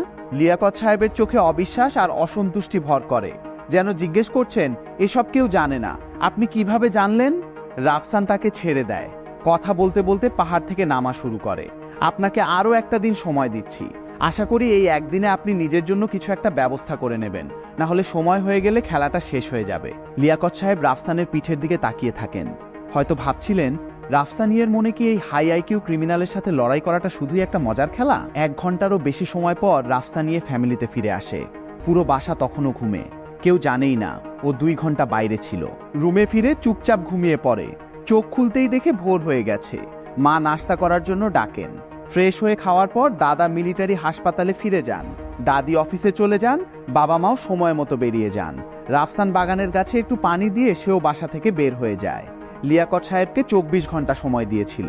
এই সময়ের মধ্যেই আসল প্রমাণটা হাতে পেতে হবে, তারপর হাসপাতাল থেকে সরাসরি জেলে পাঠাতে হবে। যাই ঘটুক না কেন, 9 জন মানুষের জীবনের সাথে তাকে কবর দেওয়া উচিত না। তিনি তার যোগ্য না। শুধু তার একার জন্য যেন ইয়ে ফ্যামিলির সম্মান নষ্ট না হয়। বাসা থেকে দেলোয়ারের বাসায় যেতে আধা ঘন্টা লাগে। দরজায় নক করতেই 60 বছর বয়সী একজন বয়স্ক মহিলা দরজা খুলে দেন। বাবা, কাকে খুঁজছো? খালাম্মা, আমি সিকিউরিটি ব্যুরোর একজন। রাফসান পকেট থেকে একটা আইডি বের করে দেখায়। কামাল সাহেবের সাথে আগেই কথা বলা ছিল, যে কোনো সময় টেম্পোরারি অফিসার হিসেবে কাজ করা যেতে পারে, বিপদে পড়লে যেন কাজে লাগে। সত্যিই বাবাকে দিয়ে একটা আইডি বানিয়ে নিয়েছিল। আজকে আপনার কাছ থেকে কিছু জানতে এসেছি। বয়স্ক মহিলা, আমেনা খালা। আইডিটা একটু দেখে বলেন, আমার বাসায় তো আমি একাই থাকি, তোমার সিকিউরিটির সাথে আমার কি সম্পর্ক থাকতে পারে? রাফসান একটু অবাক হয়। 30 স্কয়ার ফিটেরও ছোট এই বাসায় সত্যিই শুধু তিনিই থাকেন। ভেতরে ঢুকে তার দেওয়া চা হাতে নেয়। চা একটু তেতো, কিন্তু কিছু মনে করে না, একটা চুমুক দেয়। খালাম্মা, বাসার বাকি সবাই কোথায়? মুখে একটা কষ্টের ছাপ ফুটে ওঠে। আমার ছেলে 10 বছর আগে দুর্ঘটনায় মারা গেছে। ওর বাবা এই ধাক্কাটা সহ্য করতে পারেননি। 1 মাস পরেই তিনিও চলে গেলেন। কি সুন্দর একটা পরিবার ছিল, এখন শুধু আমিই বেঁচে আছি। এই বয়স্ক মহিলা 10 বছর ধরে একা থেকেছেন। কথাটা শুনে রাফসানের চোখটা একটু ঝাপসা হয়ে আসে। আসার আগে ভাবেনি দেলোয়ারের পরিবারের অবস্থা এমন হবে। দেলোয়ার নিশ্চয়ই লিয়াকত সাহেবের গোপন কথাটা জানত বলেই তাকে খুন করা হয়েছিল। আর তার বাবাও ছেলের শোকে একা মারা গেছেন। সরাসরি হোক বা পরোক্ষভাবে লিয়াকত সাহেবের হাতে মোট 11টা প্রাণ গেছে। বুকের ভেতরটা কেঁপে ওঠে, কিন্তু মুখে কোনো ভাব ফুটে ওঠে না। তাহলে তো এমনটাই হয়েছে। খালাম্মা, দুঃখিত, কিন্তু আজকে আমি আপনার ছেলে দেলোয়ারের ব্যাপারেই এসেছি। 10 বছর ধরে চলা একটা কেস, আমরা সব দিক থেকে খুঁজে বের করেছি যে আপনার ছেলে হয়তো এর সবচেয়ে গুরুত্বপূর্ণ সাক্ষী ছিল, তাই আপনার কাছে আসা। আমার ছেলে তো 10 বছর ধরে মৃত, ওর ব্যাপারে আমি কি জানব? জিজ্ঞেস করে তো লাভ নেই। খালাম্মা, শুধু বলুন, আপনার ছেলের অ্যাক্সিডেন্টের আগে সে কি কখনো এমন কোনো জিনিসের কথা বলেছিল যেটা সে খুব যত্নে রাখত? আর 30 বছর বয়সে কি তার কারো সাথে ঘনিষ্ঠ সম্পর্ক ছিল? এই প্রশ্নে বয়স্ক মহিলার চোখ লাল হয়ে যায়। হ্যাঁ, ও গোল্ডেন ডিপার্টমেন্ট স্টোরের ভিকটিমের সাথে প্রেম করত। আমার ছেলে কেন এত হতভাগ্য ছিল? টার্গেট হওয়াটা তো সহজ কিছু ছিল না, তারপরও এমন ভয়ঙ্কর মৃত্যু হলো। এমনকি তার কিছুদিন পরই একটা অ্যাক্সিডেন্টও হয়ে গেল। একটা প্রশ্নেই তার মনটা ভেঙে পড়ে। রাফসান কখনো ভাবেনি দেলোয়ার আর পলি একে অপরের প্রেমিক প্রেমিকা ছিল। দ্রুত ছবিটা মনে গেঁথে নিয়ে বলে, খালাম্মা, আজ আমি এসেছি শুধু আপনার ছেলে আর পলির কেসের ব্যাপারেই। বলুন তো, পলি মারা যাওয়ার পর আপনার ছেলের মধ্যে কোনো অস্বাভাবিক রিয়াকশন লক্ষ্য করেছিলেন? বয়স্ক মহিলা ভুরু কুঁচকে ফেলেন, স্মৃতি হাতড়াতে থাকেন। শেষমেশ কি মনে পড়ল ওনার? সেই রাতেও একদম অদ্ভুত আচরণ করেছিল। মাঝরাতে বাসায় ফিরে সোজা রুমে ঢুকে কাঁদতে শুরু করে। খুবই কষ্ট পেয়ে কাঁদছিল। আমি ওর বাবাকে জিজ্ঞেস করেছিলাম, কিন্তু উনিও কারণটা বলতে পারেননি। রাফসানের বুকটা কেঁপে ওঠে। দেলোয়ারই তাহলে আসলে সবচেয়ে গুরুত্বপূর্ণ মানুষ। খালাম্মা, আর একটু ভাবুন তো, সেই সময় ও কোনো জিনিসের প্রতি খুব যত্নশীল ছিল কিনা? মনে হয় একটা বেল্ট ব্যাগ ছিল, প্রতিদিনই প্রায় সেটা পরে থাকতো। কিন্তু যেদিন অ্যাক্সিডেন্ট হয়, ও বাসায় ছিল অসুস্থ শরীর নিয়ে। আমি ওর জিনিসপত্র নিজেই নিয়ে নিয়েছিলাম। রাফসানের বুকটা ধক করে ওঠে। ওনার কথা থেকে প্রায় নিশ্চিতভাবেই বোঝা যাচ্ছে সবচেয়ে গুরুত্বপূর্ণ প্রমাণটা সেই বেল্ট ব্যাগেই আছে। কিন্তু ব্যাগটা তো দেলোয়ারের সাথেই কবর দেওয়া হয়েছিল। সেটা পেতে হলে দেলোয়ারের কবর খুঁড়ে কফিন খুলতে হবে। কিন্তু এই বয়স্ক মায়ের জন্য নিজের ছেলের কবর খোঁড়ার অনুমতি দেওয়াটা কি সহজ হবে? বয়স্ক মহিলার দুঃখী মুখটা দেখে রাফসানের মাথাটা ভারী হয়ে ওঠে। কিন্তু কফিন না খুললে প্রমাণ পাওয়া যাবে না। কিছুক্ষণ ভেবে জিজ্ঞেস করে, খালাম্মা, আপনার কি মনে হয় আপনার ছেলে সত্যিই একটা অ্যাক্সিডেন্টে মারা গিয়েছিল? তিনি চমকে ওঠেন। হ্যাঁ, কোর্টে ড্রাইভারও তো স্বীকার করেছিল। কিন্তু জানেন, ওই ড্রাইভার আসলে একজন ক্যান্সার পেশেন্ট ছিলেন। হাসপাতালে ভর্তি হওয়ার কিছুদিন পরই অসুখেই মারা যান। বয়স্ক মহিলা মাথা নাড়েন। আমি জানি। ওই ড্রাইভারের পরিবারও পরে বলেছিল ওই অ্যাক্সিডেন্টে ওদের পরিবারও প্রায় শেষ হয়ে গিয়েছিল। প্রথমে তো আমি ওদের ঘৃণা করতাম, পরে ভাবলাম ঘৃণা করে আর কি লাভ। ওনার কথার মধ্যে থেকে আরেকটা লেয়ার বোঝা যায়। এত সহজে নিজের ছেলেকে মারা মানুষটাকে মাফ করে দেওয়া, এই মহিলা একজন অনেক বড় মনের মানুষ। খালাম্মা, যদি বলি আপনার ছেলেকে ইচ্ছাকৃতভাবে খুন করা হয়েছিল, বিশ্বাস করবেন? বয়স্ক মহিলা মাথা নাড়েন। অনেকক্ষণ কোনো কথা বলতে পারেন না। রাফসান তাকে বসিয়ে আস্তে করে বলে, খালাম্মা, আমি একদম শিওর হয়ে বলতে পারছি না, কিন্তু দেলোয়ার ভাইয়ের মৃত্যুর সাথে রাজধানীর 10 বছর আগের সিরিয়াল মার্ডার কেসের সরাসরি সংযোগ আছে। আর ওই বেল্ট ব্যাগে যা আছে সেটা খুবই গুরুত্বপূর্ণ। তার মানে তুমি ব্যাগটা বের করে আনতে চাও? রাফসান মাথা নাড়ে। দেলোয়ার ভাই 10 বছর ধরে মৃত, কিন্তু যদি সত্যিই তাকে খুন করা হয়ে থাকে, আপনি কি চান না আসল খুনিটাকে খুঁজে বের করে তাকে শান্তিতে ঘুমাতে দিতে? বয়স্ক মহিলার চোখ থেকে পানি গড়িয়ে পড়ে। বারবার একই কথা বলতে থাকেন। এটা কিভাবে সম্ভব? এত বছর ধরে ঘুমিয়ে আছে ছেলেটা, ওকে কি জাগাতেই হবে? খালাম্মা, আপনি নিজেই তো যুক্তিসঙ্গত মানুষ। যে ড্রাইভার আপনার ছেলেকে মেরেছিল তাকেও মাফ করে দিতে পারলেন, তাহলে ওকে কেন মরে থাকতে দেবেন না? বয়স্ক মহিলা আবার চুপ হয়ে যান। রাফসান আর কিছু বলে না, অপেক্ষা করে তার সিদ্ধান্তের জন্য। সময় গড়িয়ে যায়। শেষমেশ তিনি মাথা তুলে বলেন, এভাবেই করতে হবে। আমরা ব্যাগটা দেখেছি, ভেতরে কিছু নেই। খালাম্মা হয়তো তখন ভালো মতো চেক করেননি। যদি সত্যিই কিছু না থাকে, চিন্তা করবেন না, আমি দেলোয়ার ভাইকেও একটা ভালো ফেংশুই জায়গায় নিয়ে যাব পুনরায় কবর দেওয়ার জন্য। তবে একটা শর্ত আছে, আজকের মধ্যেই এটা করতে হবে, না হলে সময়ের সাথে সাথে পরিস্থিতি বদলে যেতে পারে। বয়স্ক মহিলা আর দ্বিধা করেন না, মাথা নেড়ে বলেন, ঠিক আছে, তোমার কথাই শুনবো। রাফসান সাথে সাথে ফোন করে কয়েকজন প্রফেশনালকে ব্যবস্থা করে ওয়ানশান লিংইউয়ানে পাঠায়, একটা ভালো সময় ঠিক করে। রাত হয়ে গেলে মানুষ আসতে দেরি হবে, তাই আজকের মধ্যেই মধ্যরাতের আগে কবর খুলতে হবে। বিকেল 4টার মধ্যে সব শেষ করতে হবে। ফোন রেখে দেলোয়ারের মাকে বলে, খালাম্মা চলুন এখনই ওয়ানশান লিংইউয়ানে যাই। বাবা তুমি বলো তো, দেলোয়ার সত্যিই আমাকে দোষ দেবে না তো? রাফসান তার কাঁধে আলতো হাত রেখে বলে, যদি তাকে সত্যিই খুন করা হয়ে থাকে তাহলে যাকে দোষ দেওয়া উচিত সে হলো আসল খুনি। বয়স্ক মহিলা আর কিছু বলেন না। দুজন একসাথে লিংইউয়ানে যান। কিছুক্ষণের মধ্যেই ওয়ার্কাররাও পৌঁছে যায়। রাফসান মাথা নাড়ে, কবর খোলার কাজ শুরু হয়ে যায়। আসলে রাফসান একদম নিশ্চিত ছিল দেলোয়ার হয়তো মারাই যায়নি, মানে তার মৃত্যুটা একদম প্লেন অ্যাক্সিডেন্ট ছিল না। ও আর পলি প্রেমিকা ছিল। আর যদি সত্যিই লিয়াকত সাহেবের অপরাধের প্রমাণ থাকতো তাহলে দেলোয়ারের উচিত ছিল সাথে সাথে পুলিশের কাছে যাওয়া, কিন্তু সে যায়নি। কয়েকদিন পরেই লিয়াকত সাহেব তার শিকড় কেটে দেন। এটার একটাই ব্যাখ্যা হতে পারে, দেলোয়ার আর লিয়াকতের মধ্যে এমন কিছু গোপন কথা আছে যা কখনোই মুখ ফুটে বলা যাবে না। এই কথাটা অবশ্য রাফসান বয়স্ক মহিলার সামনে কখনোই বলবে না, না হলে আজ কফিন খোলার অনুমতিই পেত না। কাজ শুরু হওয়ার কিছুক্ষণ পরই ওয়ার্কাররা কবর থেকে কফিন তুলে ফেলে। জমি বাঁচানোর জন্য কবরটা এমনভাবে করা ছিল যে ভেতরের পুরো শরীর দেখা যাচ্ছিল না। সাম্প্রতিক বছরগুলোতে এই পদ্ধতিই বেশি চলে। শুধু কিছু অবশিষ্ট আর সেই বেল্ট ব্যাগটাই খুঁজতে হবে। কফিন উপরে তোলা হয়। কাঁদতে থাকা বয়স্ক মহিলার দিকে তাকিয়ে রাফসান জিজ্ঞেস করে, খালাম্মা কফিনটা খুলতে পারি? খুলে ফেলো, যদি সত্যিই কিছু থাকে তাহলে ও নিশ্চয়ই তোমাকেই ধন্যবাদ দেবে। রাফসান ওয়ার্কারদের ইশারা দেয়। কফিন খোলা হয়। প্রথম দেখাতেই একটা কবর দেওয়া বেল্ট ব্যাগ দেখতে পায়। শক্ত করে ধরে জিপারটা টেনে খোলে, কিন্তু ভেতরে খুলতেই দেখে কিছুই নেই, যেন কখনো কিছু ছিলই না। 10 বছর মাটির নিচে থাকায় কাপড়টা নষ্ট হয়ে গেছে, কিন্তু জিনিস তো হারিয়ে যায়নি এমন না। রাফসান তাড়াহুড়া করে না, হাত ভেতরে ঢুকিয়ে ভালো করে চেক করে। সবাই বুঝতে পারছিল না ও কি করছে, বয়স্ক মহিলা সহ সবাই। তিনি তো জানতেনই ব্যাগে কিছু নেই, কিন্তু রাফসান বারবার বলছিল এটা গুরুত্বপূর্ণ প্রমাণ। কফিন খোলার অনুমতি দিয়েছিলেন শুধু ছেলের জন্য একটা ভালো পরিণতি চাওয়ার আশায়, নিজের কোনো স্বার্থ ছিল না। বাবা এই বেল্ট ব্যাগ কি সত্যিই প্রমাণ হতে পারবে? একটু অপরাধবোধ নিয়ে জিজ্ঞেস করেন তিনি। রাফসান বুঝতে পারে তিনি জানতেন ব্যাগ সম্পর্কে, কিন্তু কিছু বলেননি। কর্নারটা এবার নিজের হাতের দিকে খেয়াল করে। প্রমাণ পাওয়া গেছে। খালাম্মা দুশ্চিন্তা করবেন না, আজ রাতের মধ্যেই আপনার ছেলের মৃত্যুর সত্যিটা পাবলিকের সামনে চলে আসবে। কথা শেষ করে ওয়ার্কারদের দিকে ঘুরে বলে, প্রথমে দেলোয়ার ভাইয়ের চিতাভস্ম সাময়িকভাবে রেখে দাও। 2 দিন পর শান্ত হয়ে আবার ভালোভাবে দাফন করা হবে। বয়স্ক মহিলা রাফসানের হাত শক্ত করে ধরে উত্তেজিত হয়ে বলেন, বাবা আমি তো তোমার কাছে মিথ্যা বলেছিলাম, তাও তুমি কেন এত কষ্ট করছো? দুনিয়ার মা বাবাদের জন্য মায়া লাগে। রাফসান হেসে বলে, খালাম্মা ফ্যামিলি যেটা বলে সেটাই করে। কথা দিলে কখনো তা বৃথা যায় না। আপনি কি ভেবেছিলেন এই বেল্ট ব্যাগটা খালিই থাকবে? এই কথাটা বলেই আর দাঁড়ায় না, সরাসরি গাড়ি নিয়ে নাসরিনের অফিসের দিকে ছোটে। মা তখন শিমু আর বাকি ভিকটিমদের অটোপসি রিপোর্ট আবার রিভিউ করছিলেন, নতুন কোনো ক্লু খোঁজার চেষ্টায়। দরজা ঠেলে ঢুকতেই মা একটু বিরক্ত হতে যাচ্ছিলেন, কিন্তু রাফসানের মুখটা দেখেই থেমে যান। বাবা তুমি এখানে?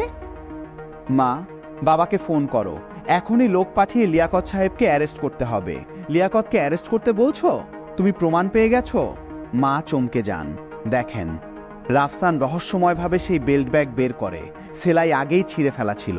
ভেতর থেকে একটা ভাঁজ করা ছবি বের করে দেখায়। ছবিটা অনেকটা কালচে, খুবই অস্পষ্ট, কিন্তু তার মধ্যেও একটা রূপালী আলো একজনের মুখে পড়েছিল। পলি চাওগুয়াং ব্রিজে খুন হয়নি, বরং পরে ভেঙে ফেলা জাওগুয়াং পার্কে খুন হয়েছিল। দেলোয়ার পার্কের ডেকোরেশন লাইট ব্যবহার করে ফুলের বেডের পাশ থেকে ক্যামেরায় লিয়াকত আর পলির ছবিটা তুলে রেখেছিল। মা হতভম্ব হয়ে যান। এতদিন সবাই জানত পলির প্রথম মৃত্যুস্থান চাওগুয়াং ব্রিজ, কিন্তু আসল জায়গা যে জাওগুয়াং পার্ক এটা কেউ জানতোই না, কল্পনাও করেনি। সেই রাতে অন্ধকারে কেউ লুকিয়েছিল, প্রায় অসম্ভব একটা আলোর সুযোগ নিয়ে আসল খুনির মুখটাই ক্যামেরায় বন্দি করে ফেলেছিল। মা ছবিটা হাতে নিয়ে বিশ্বাসই করতে পারছিলেন না। কিন্তু দেলোয়ার তখন আমাদের এই ছবিটা দেয়নি কেন? মা তুমি হয়তো জানো না, দেলোয়ার আর পলি একে অপরের প্রেমিকা ছিল। মায়ের চোখ কপালে ওঠে। এটা তো অসম্ভব। প্রেমিকা হলে তো ওকে বাঁচানোর চেষ্টা করার কথা, তাহলে কেন করেনি? সেই উত্তরটা লিয়াকত সাহেবই দিতে পারবেন। এখনই বাবাকে ফোন করো। আজ অন্ধকার নামার আগেই আমরা প্রেস কনফারেন্স করতে পারবো 10 বছর আগের সিরিয়াল মার্ডার কেসের ব্যাপারে। মা সাথে সাথে বাবাকে ফোন করেন। বাবার পুরো টিম যেন উত্তেজনায় ফেটে পড়ে। রাফসান পাশে দাঁড়িয়েই বাবার গলার আওয়াজ শুনতে পায়। সত্যি? 10 বছর আগের কেসটা সলভ হয়ে গেছে? আমাদের ছেলে সলভ করেছে? অবশ্যই তোমার উপরও নির্ভর করছে। 10 বছর পর কি বেঁচে থাকতে পারবি তুই? তাড়াতাড়ি লোক পাঠাও দাওয়ান মলে গিয়ে ধরে আনতে। মা রেগে গিয়ে বলেন। বাবা হেসে ফেলেন, কিন্তু সাথে সাথে সিরিয়াস হয়ে যান। না, আজ সকালেই আমি লোক পাঠিয়েছিলাম দাওয়ান মলে, কিন্তু লিয়াকত সাহেব সারাদিন দেখাই দেননি। এটা তো অসম্ভব। পালিয়ে গেছে নাকি? মায়ের চেহারা বদলে যায়। রাফসান হাসি মুখে ফোন হাতে নিয়ে বলে, পালাতে পারবে না। কাল রাতেই ওনার পা ভেঙে দিয়েছিলাম, এখন নিশ্চয়ই হাসপাতালেই আছে। চেক করে দেখুন। আমি নিজেই যাচ্ছি ওখানে। কি? কাল রাতে তুমি ওনার পা ভেঙে দিয়েছিলে? তুমি না সারা রাত ঘুমিয়েছিলে? বাবা চমকে যান। রাফসান নির্লিপ্ত মুখে বলে, আমি তো একদম ঘুমিয়েই ছিলাম। ভয় পাওয়ার মতো কি হলো আবার? দাদি ঠিকই বলেছিলেন, তোমার পজিশনটা তো একদম বৃথাই যাচ্ছে। যাও, আগে আমি লোক পাঠিয়ে ধরে আনার ব্যবস্থা করি, তোমার হিসাব পরে নেব। এই বলে বাবা একটু হতাশ হয়ে ফোন কেটে দেন। মাত্র কয়েক মিনিট পরই আবার ফোন বাজে। লিয়াকত সাহেব গুকে হাসপাতালে ভর্তি আছেন। 10 বছরের পুরনো একটা ছবি হয়ে ওঠে এই কেসের সবচেয়ে গুরুত্বপূর্ণ প্রমাণ। যদি অন্য কেউ হতো, রাফসান নিশ্চিত ছিল না এই একটা ছবি দিয়ে লিয়াকত সাহেবকে হারানো সম্ভব হবে কিনা। এত বছর পর একটা ছবি তো খুব শক্ত প্রমাণ না, কিন্তু তাতে কিছু যায় আসে না। গুকে হাসপাতালের দিকে যেতে যেতে রাফসান জানত লিয়াকত সাহেব এখন খাঁচায় বন্দি একটা পাখির মতো। ধারণা মতোই সিকবেডে শুয়ে আছেন, বাম পা প্লাস্টারে মোড়ানো, মুখটা অন্ধকার। রাফসান সত্যিই প্রমাণ খুঁজে বের করতে পারবে, এটা তিনি বিশ্বাসই করতে পারছিলেন না। কিন্তু রাফসানের সেই কম বয়সী মুখটা মনে হতেই একটা ঘৃণা জেগে ওঠে ভেতরে। রাফসান সাহেব, ভাবছেন পা ভেঙে দিয়ে আমাকে পালাতে না দিয়ে আপনাকে ইনভেস্টিগেট করার জন্য সময় বাড়িয়ে দিয়েছেন? স্বপ্নেও ভাববেন না। আমি 10 বছর ধরে ঠিকঠাক আছি। আপনি একটা বাচ্চা ছেলে, যতই ভালো হন আমার ধারে কাছেও আসতে পারবেন না। এই ভেবে নিজেই হাসি চাপতে পারেন না। এই দুর্বল রাজধানীতে হয়তো তিনি একজন ছোট মানুষ, কিন্তু এই ছোট মানুষটাই একসময় পুরো শহরকে ভয়ে কাঁপিয়ে দিয়েছিলেন। প্রচণ্ড কনফিডেন্ট আর উদ্ধত মনোভাব নিয়ে দুনিয়ার দিকে তাকিয়ে থাকেন। বিকেল 3টা বাজে। রাফসানের সাথে করা অ্যাপয়েন্টমেন্টের আর মাত্র 2 ঘন্টা বাকি। রাফসান সত্যিই কি সিকিউরিটি নিয়ে এসে তাকে অ্যারেস্ট করবে? হাসি চাপতে না পারলেও হাসিটা মিলিয়ে যাওয়ার আগেই ওয়ার্ডের দরজা হঠাৎ খুলে যায়। 7-8 জন সিকিউরিটি গার্ড ঢুকে পড়ে, বন্দুক তাক করে তার দিকে। লিয়াকত সাহেব একটু আক্রমণাত্মক ভঙ্গিতে তাকিয়ে বলেন, কি বলতে চান আপনারা? কিন্তু পেছন থেকে রাফসানকে বেরিয়ে আসতে দেখেই ভয় পেয়ে যান। রাফসান সাহেব, এত সিকিউরিটি নিয়ে কি করছেন এখানে? রাফসান তার দিকে তাকিয়ে সিকিউরিটিদের দিকে ইশারা করে দরজা বন্ধ করতে বলে। তারপর বলে চলে, সাসপেক্ট লিয়াকত পালানোর চেষ্টা করছিলেন, তাই বাধ্য হয়ে তার দ্বিতীয় পাটাও ভেঙে দিতে হচ্ছে। কথা শেষ হতেই এগিয়ে গিয়ে মুঠি দিয়ে আঘাত করে। লিয়াকত সাহেবের মুখ সাথে সাথে ফ্যাকাসে হয়ে যায়। চিৎকার করে ওঠেন, লিয়াকত সাহেব, আপনার নামে 2007 সালে শিমু, রুমা, পলি, দেলোয়ার সহ মোট 10 জনকে খুন করার সন্দেহে অ্যারেস্ট ওয়ারেন্ট আছে। এই দেখুন।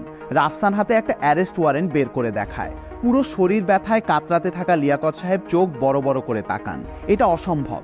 আপনার কাছে আমাকে অ্যারেস্ট করার কোনো প্রমাণই নেই। প্রমাণ ছাড়া কি করে অ্যারেস্ট করছি? দেলোয়ার ভাইয়ের সেই ছবিটার কথা মনে আছে? লিয়াকত সাহেবের মুখ সাথে সাথে সাদা হয়ে যায়। অন্তত 3 সেকেন্ড ঠোঁট কাঁপতে থাকে। একটা কথাও বের হয় না। মনে আছে দেখছি। তাহলে তো ওনার কবর খুঁড়ে ছবিটা বের করাটা বৃথা যায়নি। আমার হাতে ছবিটা আছে। লিয়াকত সাহেব, ভালো করে ভাবুন তো, এখনো কোনো ট্রাম্প কার্ড বাকি আছে কিনা? লিয়াকত সাহেব চোখ বন্ধ করে চুপ হয়ে যান। রাফসান জানো তুমি কি ভাবছেন? হেসে বলে, পালানোর কথা ভাবছেন? স্বপ্নেও দেখবেন না। আমি এখানে থাকতে পালানো সম্ভব না। কিছুক্ষণ পর ধীরে ধীরে চোখ খুলে একটা অদ্ভুত প্রশ্ন করেন, রাফসান সাহেব, আপনি কি সত্যিই মাত্র 17 বছরের? রাফসান একটু অবাক হয়ে নিজের মুখে হাত বুলিয়ে হেসে বলে, কি মনে হচ্ছে? আপনার মাথা, আপনার আইকিউ এত অল্প বয়সী একটা ছেলের কিভাবে হতে পারে? দাঁতে দাঁত চেপে বলেন লিয়াকত সাহেব। রাফসান হালকা হেসে বলে, এটা তো গুরুত্বপূর্ণ কিছু না। গুরুত্বপূর্ণ হলো আপনি আমাকে উত্তরটা দিন। দেখুন, আপনার মনের চুলকানিটা মেটানোর জন্য আমিও তো একটু উত্তেজিত হয়ে আছি।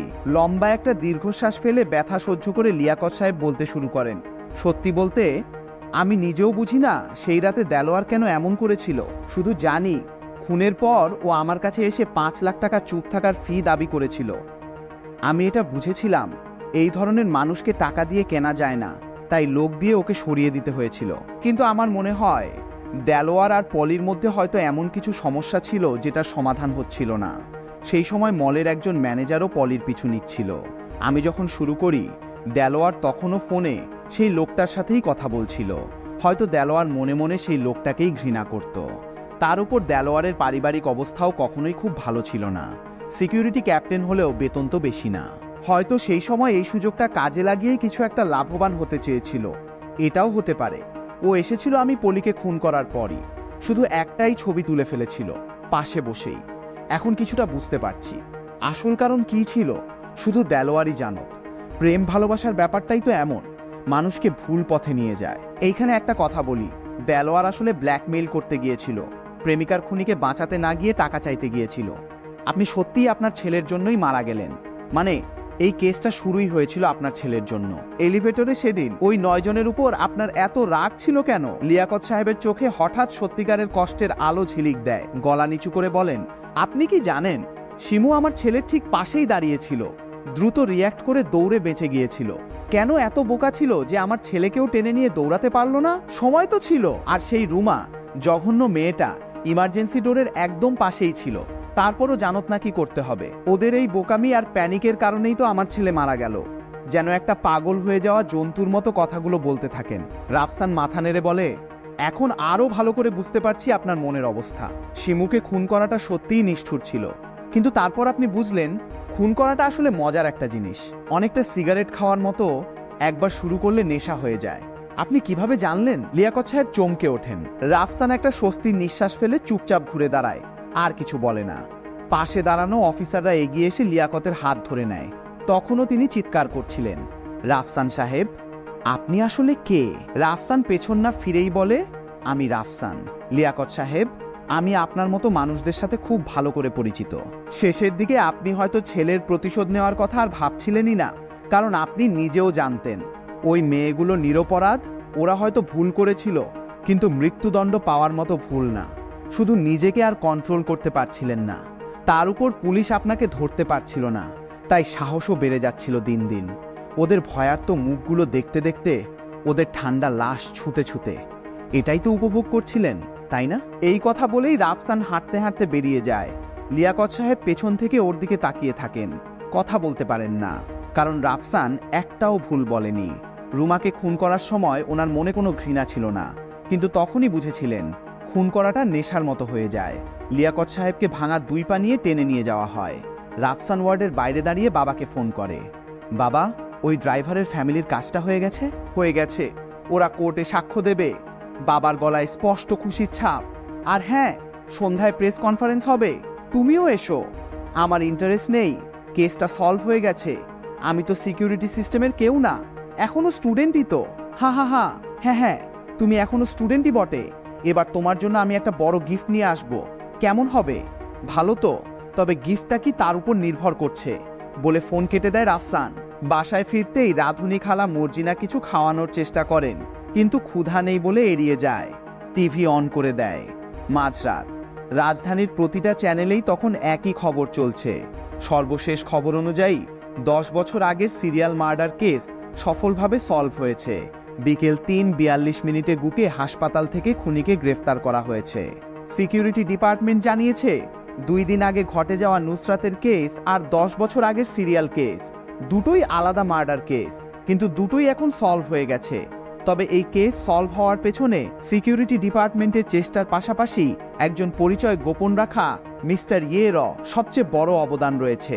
রিপোর্ট দেখতে দেখতে রাফসান নিজের ইনফরমেশন এভাবে বেরিয়ে যাওয়াতে অবাক হয় না। পুরো প্রসেসে জড়িয়ে থাকলে তো সেটা লুকানো সম্ভবই না। কিন্তু হঠাৎ মা ফোন করে ডাকেন, মা কি হয়েছে? দেলোয়ারের মা এসেছেন, তোমার সাথে কথা বলতে চান। কিছুক্ষণ পর সেই আমেনা খালার গলা শোনা যায়, রাফসান বাবা, তোমার এই দয়ার জন্য ধন্যবাদ, কিন্তু আমার ছেলে তো এত ভালো ব্যবহারের যোগ্য না। খুবই ধন্যবাদ। আর এই সুযোগে সরিয়েও বলতে চাই, আগে তোমার কাছে কিছু লুকানো ঠিক হয়নি আমার। রাফসানের মুখে একটা হাসি ফুটে ওঠে। সত্যিই এসবের দরকার নেই খালাম্মা, ওকে যেখানে রাখা হয়েছে সেখানেই থাকুক, ও সেটাই ডিজার্ভ করে। ঠিক আছে তাহলে, আমি এমনি এমনি ভালো কাজ করি না, দুনিয়ায় অনেক মানুষেরই হেল্প দরকার।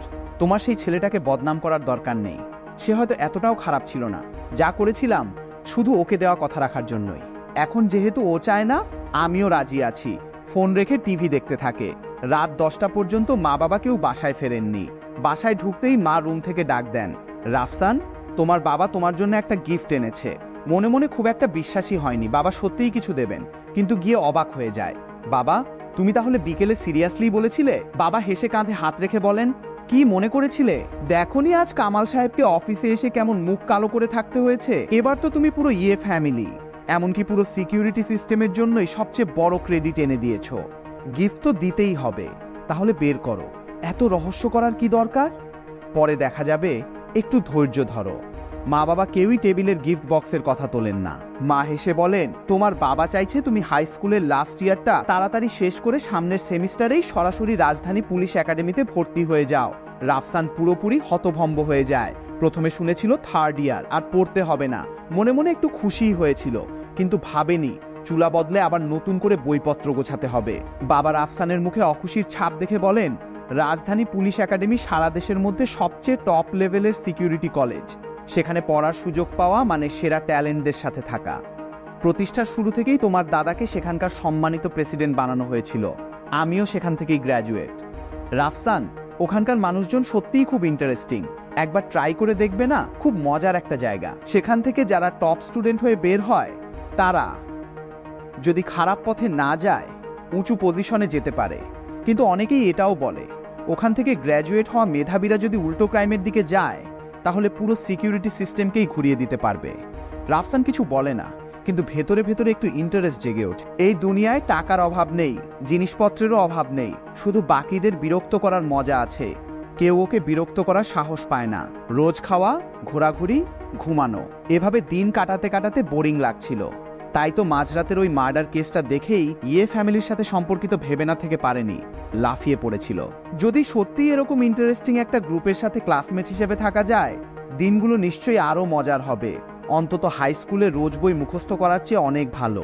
ঠিক আছে, তাহলে আমি রাজধানী পুলিশ একাডেমিতেই পড়ব। মা আনন্দে ভরে যান। ভালো ভালো ভালো, তাহলে মা এখন থেকেই তোমার পরের সেমিস্টারের জিনিসপত্র রেডি করা শুরু করে দেবে। মা, একাডেমি খুলতে তো এখনো 1 মাস বাকি, এখন থেকেই এত তাড়াহুড়ো করছো কেন? এদিকে 10 বছর আগের সিরিয়াল মার্ডার কেসের খবর তখনও রাজধানীর রাস্তায় রাস্তায় ছড়িয়েছিল। সেই রহস্যময় রাতের ছেলেটাকে নিয়েও নানা গুজব রটতে থাকে। কেউ বলে জন্মগত জিনিয়াস, কেউ বলে ইন্টারন্যাশনাল টপ কলেজের ছাত্র, কেউ কেউ তো এমনও বলে ফেলে যে রাফসান আসলে ফ্যামিলির আসল সন্তানই না, বরং কোনো ঐতিহাসিক গোয়েন্দার পুনর্জন্ম। রাফসান এসব কমেন্ট পড়তে পড়তে মনে মনে হাসে। অনেক বাজে কথাও আছে, তবে সময় গড়ালে মানুষ তো এত ব্যস্ত থাকে। রোজ রোজ কেউ পুরনো কেস মনে রাখে নাকি? আধা মাস পর লিয়াকত সাহেব আর তানিয়ার কোর্ট ট্রায়াল আর মিডিয়া রিপোর্টের সাথে সাথে পুরো ব্যাপারটা একটু একটু করে হালকা হতে থাকে। মাঝে মধ্যে রাজধানী পুলিশ একাডেমির ইনফরমেশন খুঁজে দেখত রাফসান, কিন্তু অনলাইনে এই কলেজের তথ্য দিন দিন কমেই যাচ্ছিল। সম্ভবত ইচ্ছাকৃতভাবেই প্রোটেক্ট করা একটা প্রতিষ্ঠান। বাবা না বললে তো এই একাডেমির অস্তিত্বের কথাই জানতে পারতো না। প্রতি সামারে এখানে ভালো স্টুডেন্টদের ইনভাইটেশন পাঠানো হয়। এদের মধ্যে অবশ্য বিখ্যাত পরিবারের ছাত্রছাত্রীই শুধু না, সাধারণ পরিবারের সন্তানরাও থাকে। কিন্তু শর্ত একটাই, সবার মধ্যে একজন ভালো সিকিউরিটি পার্সনেল বা এমনকি ভালো ক্যাডার হওয়ার সম্ভাবনা থাকতে হবে। স্কুল খোলার ঠিক আগে আগে রাজধানী পুলিশ একাডেমি থেকে একটা ইনভাইটেশন লেটার আসে রাফসানের কাছে। এটাই বাবা চেয়েছিলেন। শেষ মুহূর্ত পর্যন্ত ফ্যামিলির কোনো প্রভাব ব্যবহার করেননি। ইনভাইটেশন লেটারটা যখন বাসায় আসে, বাবা খুব খুশি হয়ে বলেন, রাজধানী পুলিশ একাডেমির পুরনো লোকজনদের বলার দরকারই পড়েনি। আমাদের রাফসান একের পর এক দুটো বড় কেস সলভ করে ফেলেছে। এমন স্টুডেন্টকে তো তারা নিজে থেকে ইনভাইট করবে। পুরো ফ্যামিলি খুশিতে ভরে ওঠে। শেষমেশ নতুন সেমিস্টার শুরু হয়ে যায়। মা রাফসানের জন্য অসংখ্য ব্যাগ গোছাতে শুরু করেন। কাপড়, ব্যবহারের জিনিস, এক্সট্রা জিনিসপত্র সব মিলিয়ে অনেকগুলো ব্যাগ। এসব দেখে রাফসানের মাথা ঝিমঝিম করে ওঠে। মা, একাডেমি তো রাজধানীর মধ্যেই, বাসা থেকে আধা ঘন্টার পথ, এত কিছু কেন লাগবে? মা পাত্তা দেন না। এই ব্যাগে সব কাপড়, এইটায় সব জুতা, আর এইটা মনে রাখবে, দরকার হতেই পারে। আরেকটা কার্ডও দিচ্ছি, মাঝে মধ্যে চেক করব ব্যালেন্স কমে যাচ্ছে কিনা। রাফসান স্কুল থেকে পাওয়া কার্ডটা হাতে নিয়ে দেখে, তেমন বেশি টাকা নেই, মাত্র 1 লাখ টাকা। মুখটা তেতো হয়ে যায়। একজন 17 বছরের ছাত্রের পকেট মানি 6 অঙ্কের হয়ে যাচ্ছে, তাও কোনো লিমিট ছাড়াই। টাকা শেষ হলে আবার ফোন করলেই হবে, ঠিক আছে? মা বলেন। রাফসান স্বীকার করে, নিজের কিছু পুরনো ব্যবসাও তো এখনো টাকা দিতে পারে, কিন্তু 1 লাখ টাকা পকেট মানি হিসেবে সত্যিই বেশি বিলাসিতা। মুখ কালো করে চুপচাপ কার্ডটা পকেটে ঢুকিয়ে বলে, ঠিক আছে, টাকা শেষ হলে আগে থেকেই জানিয়ে দেব। তো গাইজ, এভাবেই 10 বছর আগের সিরিয়াল মার্ডার কেসের অধ্যায়টা শেষ হয় রাফসানের জন্য একটা নতুন শুরুর মধ্য দিয়ে। রাজধানী পুলিশ একাডেমিতে ভর্তি হওয়া দিয়ে একজন এক্স ক্রিমিনাল মাস্টারমাইন্ড এখন যাচ্ছে পুলিশদের সবচেয়ে এলিট একটা কলেজে ক্লাসমেট হিসেবে কারা থাকবে কে জানে। হয়তো আরও বড় কোনো টুইস্ট অপেক্ষা করছে সামনে। এখানেই আজকের কেসটা শেষ করছি। ভিডিওটা ভালো লাগলে লাইক শেয়ার করতে ভুলো না, আর রাফসানের একাডেমি লাইফের নতুন গল্পের জন্য অবশ্যই সাথে থেকো।